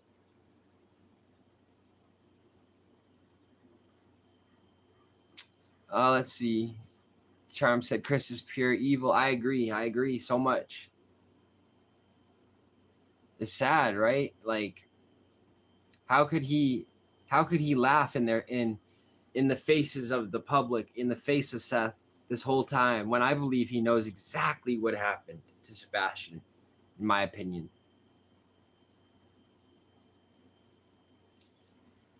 What's up, D? What's going on? Nice to see you tonight. I hope you're doing great. She says hello. And she also said they won't have that freedom and money when they are in prison. And Chris Proudfoot is a freaking control freak, psychopath, narcissist. Wow. Coming in hot, but coming in exactly like I would expect you to when we're talking about a situation like this. That's very accurate. So welcome on in, D. And, you got some way with words here, but they definitely won't have that freedom, and that money won't buy them half as much when they're in there. And most likely, if they can get both of them for this, that'll be great. But the way that I see it, it's gonna kind of be like we were talking about earlier with the Madeline Soto case, where one parent gets most of the charges. I believe They should both get them, but they seem to always just charge one person. Not always, but most of the time. Like in the Ohio 16 case, I don't know if you guys are familiar with that case, but I believe they're going to pin it mostly on Gary Jr. and kind of use Elizabeth as a means to an end, I guess, which is sad because that's what she seems like she's always been used as.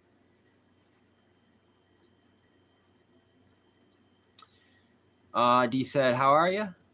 I'm doing pretty good. Also, she said, I guess that's the Gemini in me. I tell it how it is. I see and hear things. Yeah, shout out to the Geminis.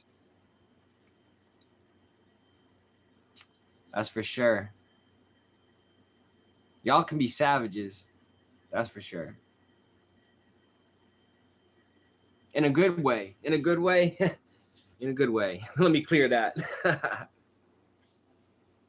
I'm a lucky Libra, as most of y'all know. But I was born, fun fact, I was born on what's called the cusp of beauty. If you guys don't know about the cusp of beauty, well, tap in. Y'all understand. It's a very, very specific set of days. And, I guess it all makes a little more sense now when you realize that. But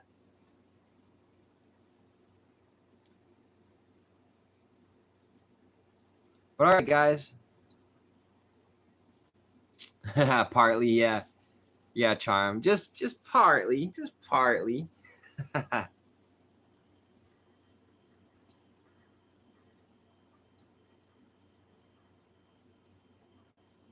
The other is just my amazing genetics. Shout out to Mom.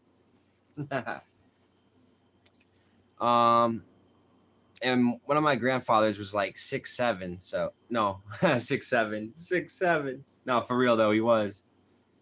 So that's where I got my height from. Damn sure wasn't my dad. My dad's like a leprechaun. So shout out to Dad.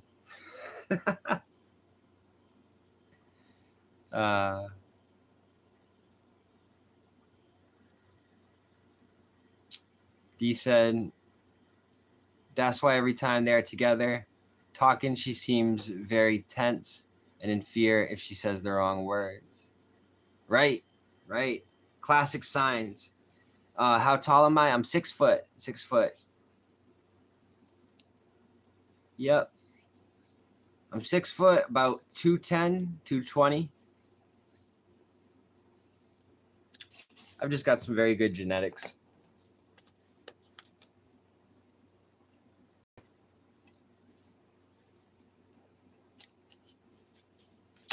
D said, I'm short, 5'3". My mother was 4'11", and my father was 6'2". Wow. And they gave you the short gene. Moms, pass it on. I'm just playing. It's funny because growing up, kids will tease other kids for being short, but in a lot of ways, if you're short, I think it kind of gives you advantage in this world. And that might be a hot topic. That might be a hot take right there. But I don't know. You're more grounded. So I think that helps because being grounded is always a good thing. Unless when you're a kid and being grounded means get the fudge in your room type shit. Excuse me for swearing there. But just thought I'd throw another joke at you guys because I'm on fire tonight. Your mother was tiny, you said, D? Yeah, I feel like back in the day, like grandmothers and great grandparents, they were the real Smurfs. They just didn't have blue. They just weren't blue. They were 3'6", just weren't blue.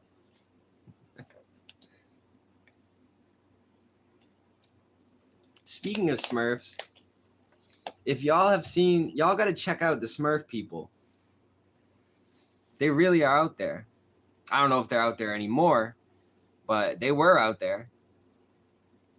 And that ain't a conspiracy. I know it sounds ridiculous, but I'm telling you guys, there's a real family out there that were blue.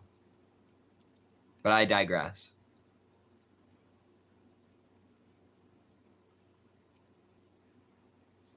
Charm said, it's okay, D. We know you pack a punch. Yep. Them little ones. Look, she got fierce in her name, and she could throw a good right or a left. D said, my mother used to say dynamite comes in small packages. Why she was mad. That's right. That's right. It sure does. Sure does. You got to watch out for the quiet ones, you know?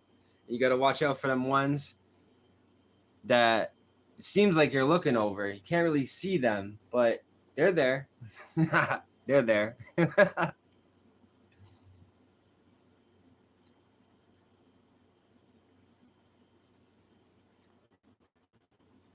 Smurf people, said D. I'm telling you, it's for real. I forget where they're from. I think it's Virginia, but I could be wrong. But they were blue. D said, yep, but I don't ever take the first hit or punch. I wait for a wackadoodle to hit me first. There you go. I support that. If a wackadoodle go crazy, then you got every right.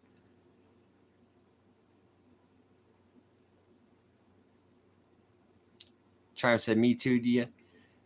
I never hit someone first. See, for me, it depends on the situation. Like, there's been some fights in my life where I just don't want to do that. Like, I just don't want to hit someone first. But then there's the other times where I'm like, I'm just going to end this real quick. Like, really quick. One kick type quick. I'm just playing, though. Allegedly.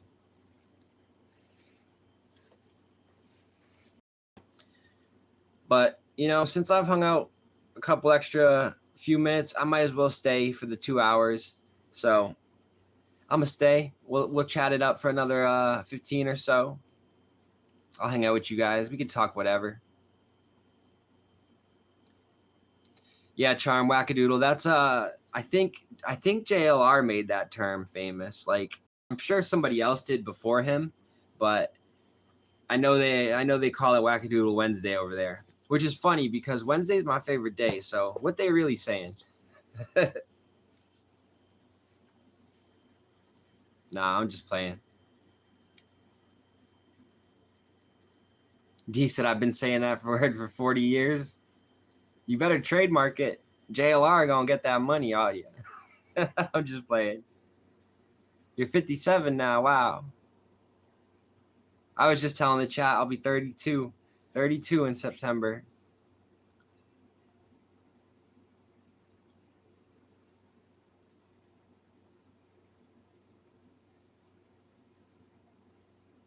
He a wackadoodle too, said D.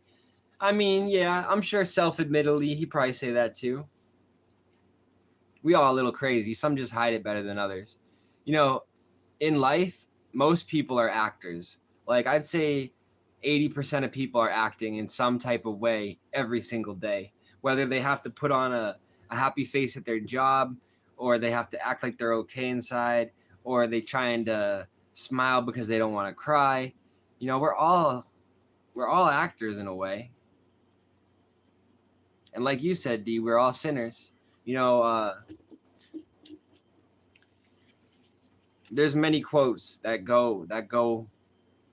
talk about sinners and the redemption that ones may have, but off the top of my head, I'm actually forgetting the quote right now. But you know, what is it? It's something like every was just a sinner that once got knocked down that stood up again. I can't remember the quote, but it's a really good quote. But anyways, enough of that. Basically,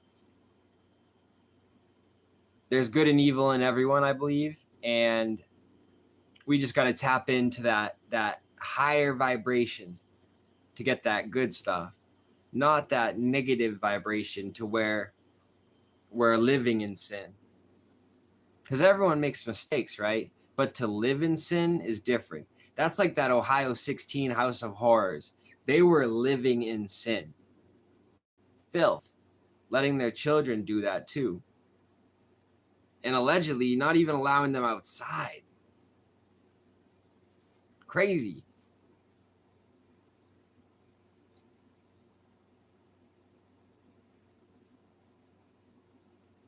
Let's see. D said, I still won't defend his abuse of his ex. GF, that's bad. Yeah, no. Nobody's defending that over here. That's for sure. I never have, never will. I don't like to talk about it too much because domestic stuff always gets me upset. Like I said earlier, domestic needs to stop. Domestic violence got to stop. It's terrible for the next generation to see, and it's just terrible all the way around. And we are all one. So when you physically are hurting somebody, you're just really hurting yourself. You might not feel it physically, but you're going to feel it spiritually. You will feel it mentally.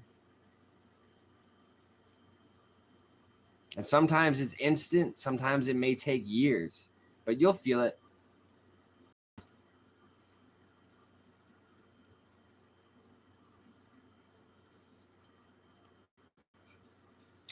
D said, I'm sure she wasn't always perfect and abused him too. Maybe. But all we know is that that incident occurred and it left her with a broken nose. Crooked too. Apparently she had to go and get a facial reconstruction surgery for her nose, which that's just allegedly, but that's terrible.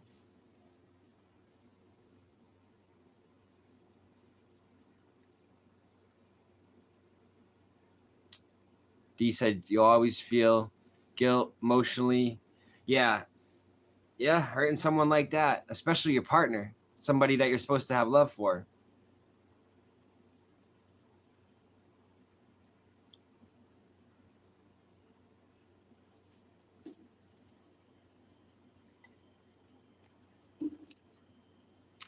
D said, I've been praying for her because she had breast cancer right after. Damn. I say a prayer too for her. I pray and hope that Magnolia can beat the cancer. That's terrible. And nobody should have to deal with cancer. Amen. That's just terrible to hear that. But it doesn't take much time to throw a good prayer out there, to mean it, and to hope for the best.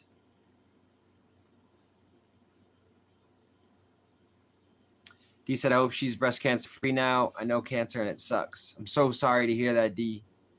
You had cervical cancer from age 21 to 27. No. Damn, I'm so sorry. I'm so sorry. Condolences. Anybody that goes through cancer, oh man. You know, it's crazy because my gram on my mom's side dealt with it and deals with it, and my gram on my dad's side dealt with it. So my odds aren't too good there, I don't think, but who knows? I always say I got good genetics, so maybe it'll skip me.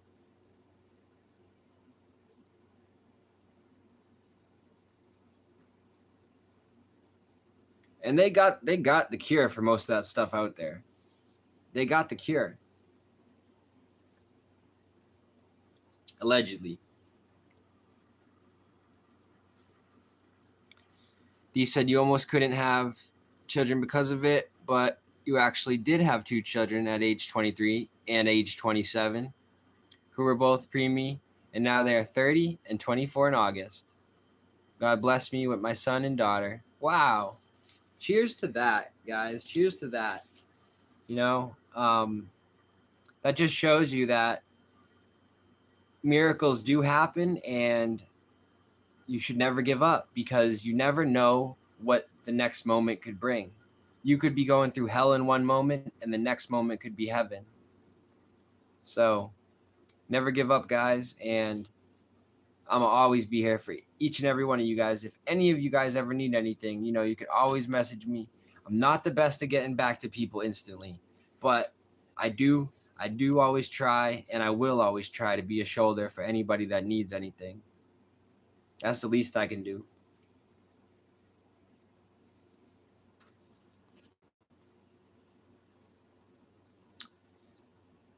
Charm said, that's good, D. I'm so happy. It's amazing. And she said, D said, and after my baby girl, I had treatment one last time and became cancer free. Yes, God does bless us all. Prayers help. Wow. That's amazing. CD, you got to beat cancer and have your children. God is good. God is good. Amen to that. For real.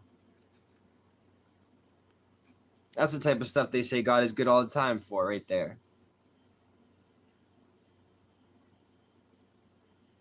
Thank God, partly. Yeah, partly, a little partly here, a little partly there. And D said, thanks very much, all. I pray for all daily. Thank you very much. Right now I need all the prayers. Right now I'm going through a tough time in my life too. So I appreciate all that, guys.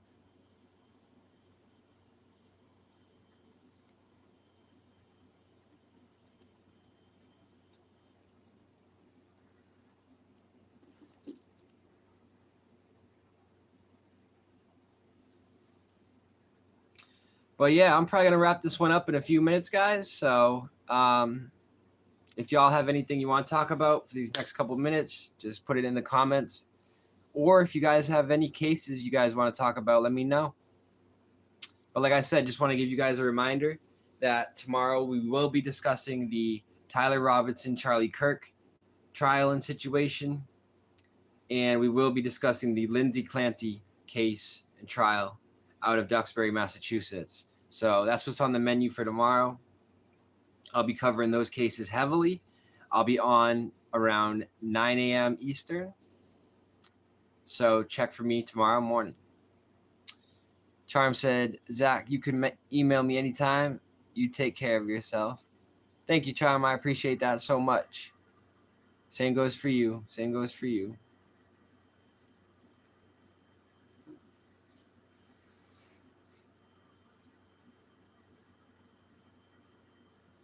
But for the people that are just jumping in that didn't catch the live today, or tonight rather, we went over quite a bit of number of things. We talked about the David case, the new information regarding that case. Let's see. I talked a little bit about the Nancy Guthrie case and gave my opinion on that situation right now. And a few other things as well. So if you're just joining right now, I'd recommend you guys to jump back to the beginning and watch from there tonight. But for the ones that are just getting here now, please like the video and sub up. Charm said, you're welcome, Zach. Thank you so much. Appreciate that, Charm.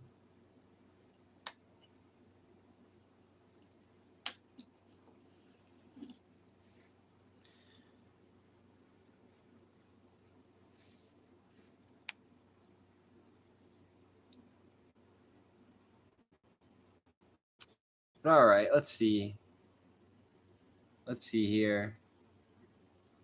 I'm hoping that we get some big news. I guess this is the last kind of message I'll leave with you guys here for the night. But I'm hoping we get some big news, and I'm feeling it. I am feeling it that we're going to get some big news within one of these cases very soon. I don't know why, but I just got that overwhelming feeling, and I figured I'd share it with you guys. And by soon, I mean within a week or two. So I think something big's coming.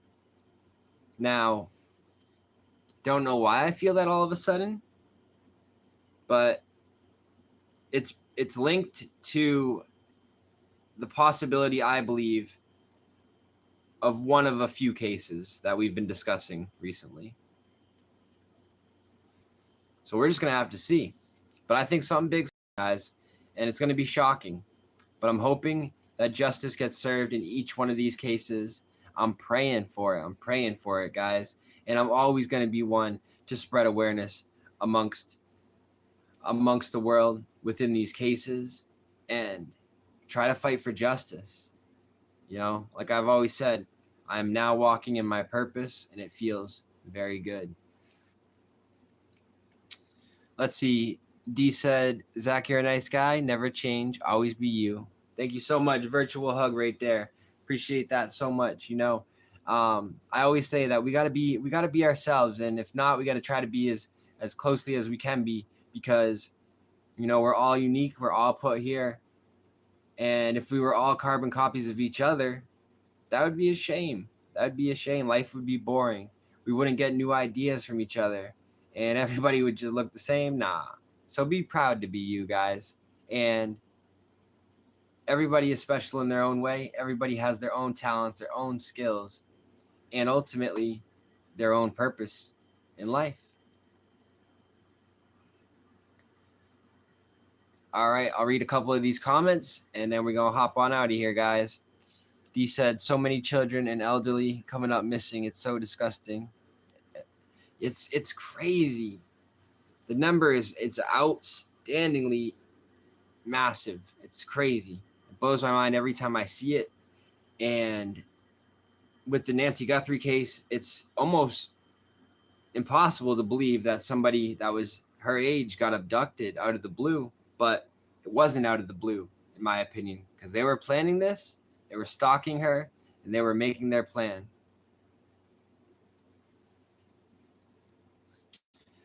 And D said, hugs back. Yes, I also get so sad when I see all YouTube creators fighting. I think all YouTubers should help each other grow and stop competition. I agree so much.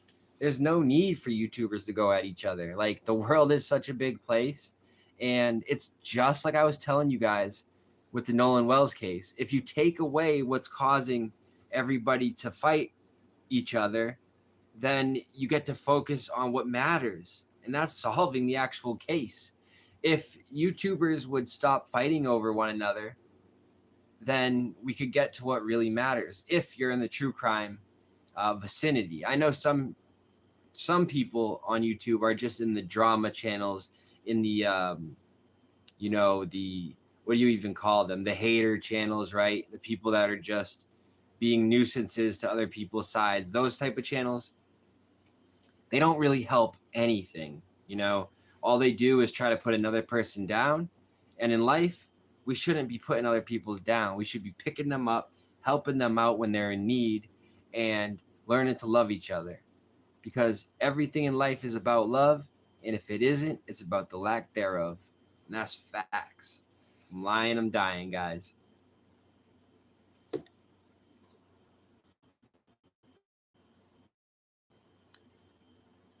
Charm said, I agree. Zach, you have a big heart. I don't change, and showing empathy for people is rare today, sadly.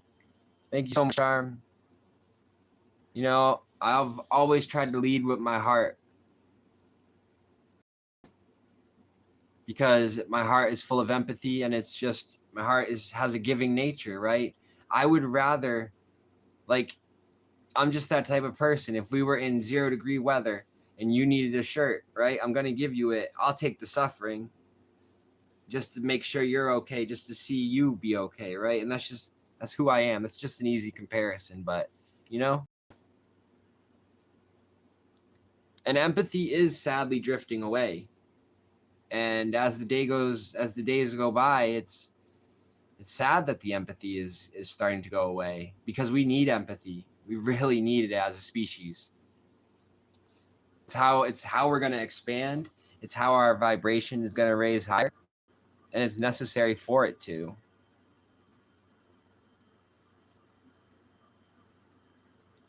Yeah, Charm said, yes, it's awful. I cannot get into this negativity online and drama. Yeah, there's no need for it. There's no need for it. D said, God wants us all to love. That's right. That's right. And she said, when I start to hear someone being negative, I ask them, what makes you better than all to be so mean? And then I block them. And then you block them. There you go. That's good. Yeah, you know, you're never going to get negativity here. Even if people are negative to me, I'm just going to turn it into a positive, because that's just what I do. I've learned to do that. When you come from the hood, when you come from struggle, you'll take every situation that knocks you down and you'll turn it and spin it into a positive, because that's how you got to do to survive where I'm from.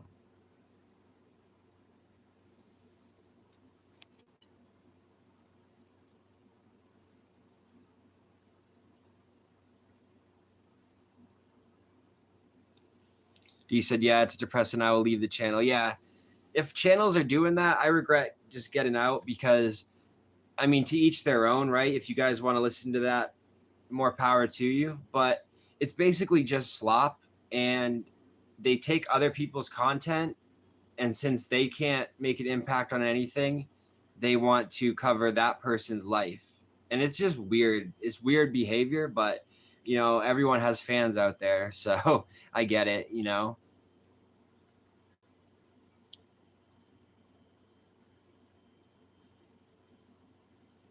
D said, yeah, you've seen already when people were degrading on you, I went off and blocked them. Yeah, I appreciate that. I appreciate that. That's what I always say. If anybody is ever bothering you, just block them, right? And then we keep it pushing. I usually give them a timeout, give them a second chance, but those type of people are literally just there to cause destruction, chaos. And when you start to have an impact in a positive way on people's minds, there will always be an agent that gets sent towards you to cause chaos, to cause destruction, and try to bring you down a notch. And if you guys noticed, everything that happened to me was correlated. It happened all at once, and they decided to gang up all at once to do what they did, right? And those would be the agents that I'm talking about, right?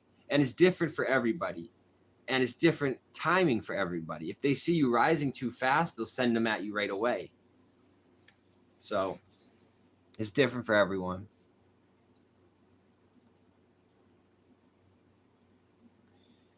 Charm said, I could tell you some stories, but not on true crime, that some people have no idea how good they have it. They need to be more appreciative. Straight up. We all got to have gratitude. I'm grateful for everything. I'm grateful that I got water in this water bottle, right? I'm grateful, just every little thing adds up. It really does. And, humbleness and being grateful are great qualities to have.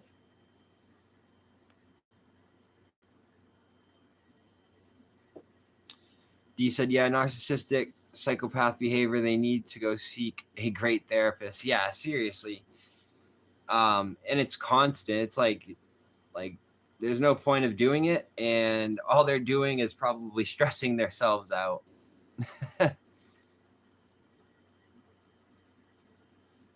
Sadly, this is so true. It really is. There you go, D. There you go.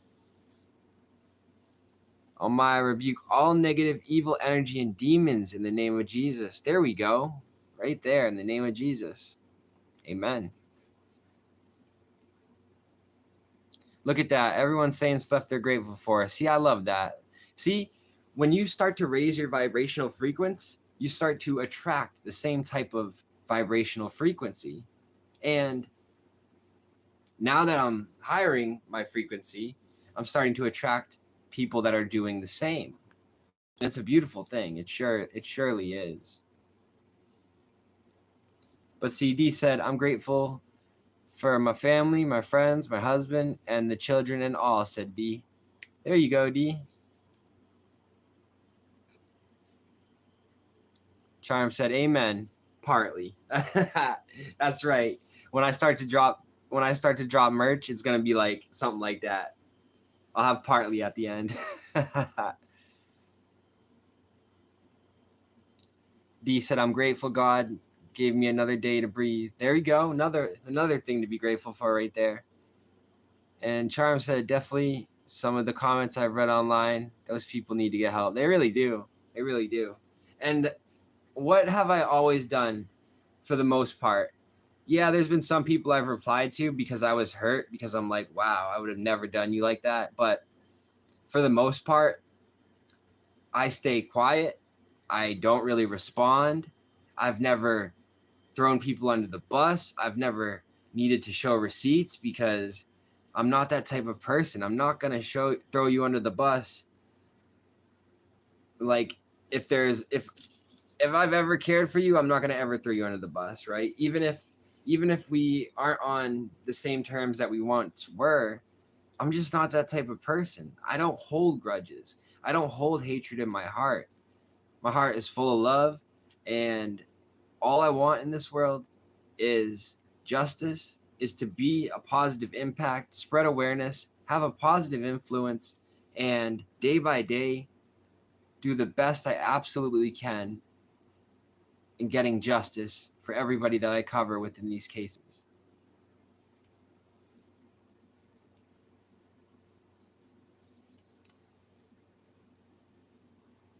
Let's see. Okay.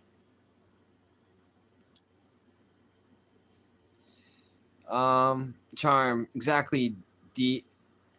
I hear you. Every day is a new day. I appreciate people so much. Pets, nature, sunsets, the sunshine. Yeah, sunsets, always so beautiful. Same thing with the sun rising, the sun shining, and nature.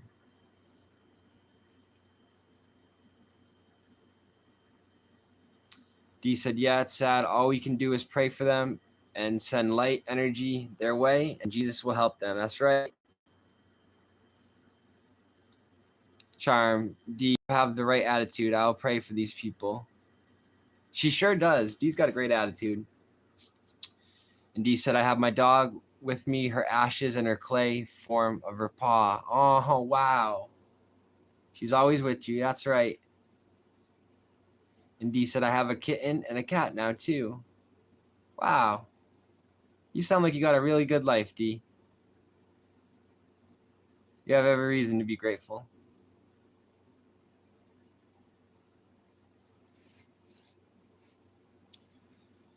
All right, guys. I'm going to wrap this one up. I didn't expect to go live for a couple hours tonight. I was expecting maybe an hour or so, but you know, the test of time still remains by saying time flies when you're having fun. And I was sure having fun covering true crime tonight and talking with all of you wonderful people here, my subscribers, and everyone that's not too. I appreciate you guys being here.